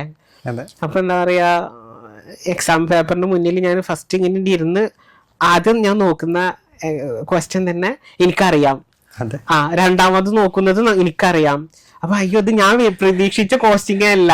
കാരണം എന്താ വെച്ചാല് നമ്മൾ അൺപ്രഡിക്റ്റബിൾ നമുക്ക് അറിയാത്ത കാര്യങ്ങളാന്നൊക്കെ പറഞ്ഞിട്ട് അവിടെ ചെന്ന് ഓപ്പൺ ആക്കുമ്പോൾ എനിക്ക് കിട്ടുന്നത് ഈ ക്യാഷ് ഫ്ലോ ഫണ്ട് ഫ്ലോ പോലത്തെ കാര്യങ്ങൾ എനിക്ക് കിട്ടുമ്പോൾ ഇത് എനിക്ക് അറിയാവുന്നതാണ്. ഇതിന്റെ എന്ത് ചെയ്തു, വളരെ ടെൻഷൻ അടിച്ച് നിൽക്കുന്ന ഒരു രീതിയിലാണ് ഞാൻ ആ എക്സാമിന് പോയത്. ഇതും കൂടെ കണ്ടപ്പോ എന്തായി, എനിക്കുള്ളിൽ അപ്പൊ തന്നെ നമുക്കൊരു റിഗ്രറ്റ് വരില്ലേ, അതായത് അയ്യോ വേണ്ടിയിരുന്നില്ല, ഇത്രത്തോളം ഇതിന് കൊടുക്കേണ്ടിയിരുന്നില്ല എന്നൊക്കെ. എന്റെ കയ്യിലുള്ള റിസോഴ്സ് വെച്ചിട്ട് പ്രിപ്പയർ ചെയ്തിട്ട് വന്നിട്ട് എഴുതി പോകാമായിരുന്നു എന്ന്. പക്ഷെ അങ്ങനെ എന്ത് ചെയ്തു, ആ ഒരു സമയത്ത് തന്നെ എനിക്കൊരു എന്താ പറയാ ഒരു കുറ്റബോധം തോന്നി. കാരണം അത്രയും വെറുതെ ടെൻഷൻ അടിച്ച് കളഞ്ഞിട്ട് അതോട് കൂടിയിട്ട് എന്റെ എക്സാം എന്തായി കൊളായി. ആ എക്സാം എന്ത് ചെയ്തു, വെറുതെ ടെൻഷൻ അടിച്ച് കൊളാക്കി എന്ന് വേണമെങ്കിൽ പറയാം. അതെ. അപ്പൊ എനിക്ക് പറയാനുള്ളതെന്ന് വെച്ചാല് നമ്മൾ ഒരു ഓവർ ടെൻസ്ഡ്, അതായത് നമുക്ക് ചില സബ്ജക്റ്റ് നമുക്ക് ഭയങ്കര ടോപ്പ്, നമുക്കൊരു സ്ട്രെങ്ത് ഉള്ള സബ്ജക്റ്റ് ഉണ്ടാവും, അതുപോലെ തന്നെ നമുക്ക് ഒരു വീക്ക് ആയിട്ടുള്ളത് ഉണ്ടാവും. നമ്മൾ എന്താ വെച്ചാൽ സ്ട്രെങ്ത് ഉള്ളതിൽ നമ്മൾ എന്താ പറയുക നമുക്കൊന്ന് ഇമ്പ്രൂവ്മെന്റ് നോക്കുക. മറ്റേ വീക്ക് ആയിട്ടുള്ളത് നമ്മൾ എന്താ പറയുക നമ്മളൊരു മിനിമം അല്ലെങ്കിൽ എബോവ് മിനിമത്തിൽ നമുക്ക് എത്തുന്നുള്ളൊരു ഉറപ്പുള്ള രീതിയിൽ നമ്മൾ പ്രിപ്പയർ ചെയ്യുക. അതിനൊരു ഓവർ കോൺസെൻട്രേറ്റ് ചെയ്ത് ടെൻഷൻ അടിക്കാതെ നമ്മൾ എപ്പോഴും ഒരു ബാലൻസ്ഡ് ആക്കാൻ നോക്കിയിട്ട് ശ്രദ്ധിക്കുക. സ്ട്രെങ്ത് ഉള്ള സബ്ജക്ട് ഏതാണോ അതിൽ നമുക്ക് ഹൈ പെർഫോമൻസ് എബോവ് എക്സംഷൻ ഒക്കെ അടിക്കാൻ പറ്റുന്ന രീതിയിൽ നമ്മൾ ട്രൈ ചെയ്യുക. എനിക്ക് ലോ പോലത്തെ പേപ്പേഴ്സ് ഒക്കെ അതായിരുന്നു. അപ്പൊ അത് നമ്മളൊരു അഡ്വാൻറ്റേജ്. അപ്പൊ 70+ ഒക്കെ അതിലടിക്കുമ്പോൾ നമുക്ക് എന്താണ് ഇവിടെ ഈ കോസ്റ്റിങ്ങും ബാക്കി കാര്യങ്ങളൊക്കെ ലോ ആയിട്ട് വരുന്നത് നമുക്ക് കോമ്പൻസേറ്റ് ചെയ്യാൻ പറ്റി. അപ്പോൾ ടെൻഷൻ അടിച്ചിട്ട് നമ്മൾ എക്സാമിന് പോവാതിരിക്കുക എന്നുള്ളതാണ് എനിക്ക് ഏറ്റവും വന്നിട്ടുള്ള ഒരു അബദ്ധം. എൻ്റെ ആദ്യത്തെ ഒരു എക്സാം എക്സ്പീരിയൻസ് ആണ് അത്രയും ടെൻഷൻ അടിച്ചിട്ട്. പിന്നെ അതിനുശേഷം ഞാൻ എന്താ വെച്ചാൽ നമ്മുടെ കയ്യിലില്ലാത്ത, അതായത് നമുക്ക് കൺട്രോൾ ആവാൻ പറ്റാത്ത ഒരു കാര്യത്തിനെ പറ്റിച്ചിട്ടും ടെൻഷൻ അടിക്കാറില്ല. അതൊക്കെ ക്വസ്റ്റ്യൻ പാറ്റേൺ എങ്ങനെയാ അതെങ്ങനെയാ ഒന്നും ആലോചിക്കാറില്ല. ഏത് എക്സാം ആണെന്നുണ്ടെങ്കിലും പോവുക, എന്താ പറയുക, എഴുതുക. എക്സാം പ്രിപ്പറേഷൻ അല്ലെങ്കിൽ എക്സാം എഴുതുന്നതിൻ്റെ ആ ഒരു എക്സാം സീരിയസ്നെസ് ഉണ്ടാവും, പക്ഷെ ഒരു ഹൈ ടെൻഷനിലേക്ക് കൺവേർട്ട് ചെയ്തിട്ട് നമ്മുടെ ആ ഒരു എക്സാമിൻ്റെ ഒരു ക്വാളിറ്റിനെ തന്നെ ബാധിക്കാത്ത രീതിയിൽ നമ്മൾ പ്രിപ്പയർ ചെയ്ത് എഴുതി പോരുക. അതാണ്. അപ്പം ടെൻഷൻ അടിക്കാതെ ഇരിക്കുക എന്നുള്ളത് തന്നെയാണ് നമ്മൾ പരാജയത്തിൽ നിന്ന് ഞാൻ പഠിച്ചത്. പിന്നെ റിപ്പീറ്റ് ചെയ്തിട്ട് നമുക്ക് എക്സാം എഴുതേണ്ടി വരുന്ന സമയത്ത് നമുക്ക് ആൻസർ ഷീറ്റ് ഞാൻ വാങ്ങിച്ചു കഴിഞ്ഞു. ഫൈനൽ എക്സാമിന് കേട്ടോ ആൻസർ ഷീറ്റ് വാങ്ങിച്ചിരുന്നു. ആൻസർ ഷീറ്റ് വാങ്ങിക്കുമ്പോൾ നമുക്ക് അതിൽ എസ്പെഷ്യലി ഇപ്പോൾ ഈ കോസ്റ്റിങ്ങിൽ എനിക്ക് വന്നു കഴിഞ്ഞാറാണ് എനിക്ക് കാൽക്കുലേഷൻ മിസ്റ്റേക്ക് വരാറുണ്ട്. അതായത് മാനുവൽ കാൽക്കുലേഷൻ ഉണ്ടല്ലോ, അതായത് സിംഗിൾ ഡിജിറ്റ് കാൽക്കുലേഷൻ അടക്കം എനിക്ക് അതായത് നമ്മളെല്ലാം കാൽക്കുലേറ്റർ യൂസ് ചെയ്തിട്ട് ഞാൻ സിംഗിൾ ഡിജിറ്റ് ആകുമ്പോൾ നമ്മൾ മാനുവലി അപ്പൊ നമ്മൾ മാനുവലി കൊണ്ട് കമ്പ്യൂട്ട് ചെയ്ത് നമ്മൾ എഴുതുന്നത് വേറെ ഫിഗർ ആയിരിക്കും. അത് എനിക്ക് സെൽഫായിട്ട് ഉണ്ടായിരുന്ന ഒരു കാര്യമാണ്. അത് ഞാൻ ആൻസർ വാങ്ങിയപ്പോഴാണ് എനിക്കത് മനസ്സിലായത്. എനിക്ക് എക്സാം എഴുതി പോരുമ്പോൾ ഞാനത് പക്ക ആൻസേഴ്സ് ആണ്, പക്ഷെ ആൻസർ ഷീറ്റിൽ റിഫ്ലക്ട് ചെയ്യുന്നത് റോങ് ആണ്. ഒരു കോസ്റ്റിങ്ങിന്റെ ഒരു കാര്യത്തിനൊക്കെ പറയാന്നുണ്ടെങ്കിൽ ഫസ്റ്റ് സ്റ്റെപ്പിൽ തന്നെ തെറ്റിക്കഴിഞ്ഞാൽ ബാലൻസ് ഫിഗേഴ്സ് ഒക്കെ തെറ്റിപ്പോവും. അപ്പൊ 8 മാർക്കൊക്കെ ഫസ്റ്റ് ഫിഗർ തെറ്റിന്റെ ഒരു രീതിയിൽ എനിക്ക് 0 കിട്ടിയ പേപ്പേഴ്സും ഉണ്ട്. അപ്പൊ ആ ഒരു രീതിയിൽ നമ്മൾ സിമ്പിൾ ആണെന്ന് വിചാരിക്കുന്ന ചില കാര്യങ്ങളൊക്കെ അത്ര സിമ്പിൾ അല്ല. അത് ആ ഒരു രീതിയിലുള്ളൊരു കറക്ഷൻസ് ഒക്കെ ഒന്ന് നമ്മൾ ശ്രദ്ധിക്കുക. എക്സാമിന്റെ നമ്മളിപ്പോൾ എന്തെങ്കിലും ഫെയിലിയർ വന്നിട്ടുണ്ടെങ്കിൽ നമ്മൾ വിചാരിച്ച മാർക്ക് കിട്ടാതാക്കാന്നുണ്ടെങ്കിൽ കോപ്പി വാങ്ങിക്കുക, നമ്മൾ അതൊന്ന് സെൽഫായിട്ട് ഇവാലുവേറ്റ് ചെയ്യുക. പിന്നീട് എനിക്ക് ഓവർകം ചെയ്യാൻ പറ്റി. ഫൈനൽ കോസ്റ്റിംഗ് എനിക്ക് ഇപ്പൊ പറയുന്ന പോലെ തന്നെ അറൌണ്ട് 60യുടെ അടുത്ത് മാർക്ക് കിട്ടി. ആ കോസ്റ്റിംഗ് എന്ത് കോസ്റ്റിംഗ് ഇന്റർമീഡിയറ്റിന് തന്നെ പേടിപ്പിച്ച ആ ഒരു സബ്ജക്ട്. FM അതെ, FM എനിക്ക് എക്സംഷൻ കിട്ടി ഫൈനലിന്. അതെ. അപ്പൊ അതൊക്കെ പിന്നീട് നമ്മൾ അതിനോട് ചേർന്ന് നിൽക്കാൻ തുടങ്ങിയപ്പോൾ സബ്ജക്ട് മ്യൂച്വലി ഓക്കെ ആയിട്ട് പോയി. സാറിന്റെ ഇൻസ്പയറിംഗ് ആയിട്ടുള്ള സ്റ്റോറി അത് ഇത്രയും നേരം വീക്ഷിച്ച പ്രേക്ഷകരോട് എന്താണ് സാറിന് ഷെയർ ചെയ്യാനുള്ളത്? എനിക്ക് പറയാനുള്ളത്, എൻ്റെ ശാരീരികമായിട്ടുള്ള ഒരു വെല്ലുവിളി, അതിനെ ഞാനൊരു തടസ്സമായിട്ടല്ല കണ്ടിട്ടുള്ളത്. നമ്മുടെ ബുദ്ധിമുട്ടുകൾ അല്ലെങ്കിൽ നമുക്ക് വരുന്ന ഫിസിക്കലായിട്ടോ അല്ലെങ്കിൽ മറ്റുള്ള രീതിയിലോ വരുന്ന ബുദ്ധിമുട്ടുകൾ നമ്മളൊരു തടസ്സമായി കാണാതെ നമ്മൾ അതിനൊരു ഉള്ളിൽ നമുക്കുണ്ടാകുന്നൊരു ശക്തിയെ തിരിച്ചറിയുന്നതിനുള്ള ഒരു അവസരമാക്കിയിട്ട് എടുക്കുക എന്നുള്ളതാണ് ഞാൻ ചെയ്തിട്ടുള്ളത്. അതിനാൽ തന്നെ എനിക്ക് എൻ്റെ ഉള്ളിലെ ശക്തിയെ തിരിച്ചറിയാനും അതിനനുസരിച്ചിട്ട് പ്രവർത്തിക്കാനും അക്കാദമിക്കൽ ലെവലിൽ ചാർട്ടേഡ് അക്കൗണ്ടൻസി പോലത്തെ ഇന്ത്യയിലെ തന്നെ one of the toughest exam ആയിട്ടുള്ള CA കംപ്ലീറ്റ് ചെയ്യാനും GST ഡിപ്പാർട്ട്മെൻറ്റിൽ, കേരള GST ഡിപ്പാർട്ട്മെൻറ്റിൽ ഒരു ഗസറ്റഡ് ഓഫീസർ റാങ്കിലേക്കുള്ള ഒരു എക്സാം എഴുതി ക്ലിയർ ചെയ്തിട്ട് ജോലിയിൽ പ്രവേശിക്കാനും സാധിച്ചു. സാഹചര്യങ്ങൾ നമ്മെ നിയന്ത്രിക്കേണ്ടതില്ല. നമ്മുടെ മനസ്സ് തന്നെയാണ് നമ്മുടെ വഴികൾ തെളിച്ചു തരുന്നത്. നമ്മുടെ മനസ്സിൽ നമ്മൾ തീരുമാനിച്ച് ഒരു ലക്ഷ്യം തീരുമാനിച്ച് അതിലേക്ക് മുന്നേറിയാൽ എന്തായാലും അത് സാധിച്ചെടുക്കാം എന്നുള്ളതാണ് എൻ്റെ ഈ ഒരു ജീവിതപാഠം എനിക്ക് നൽകിയത്.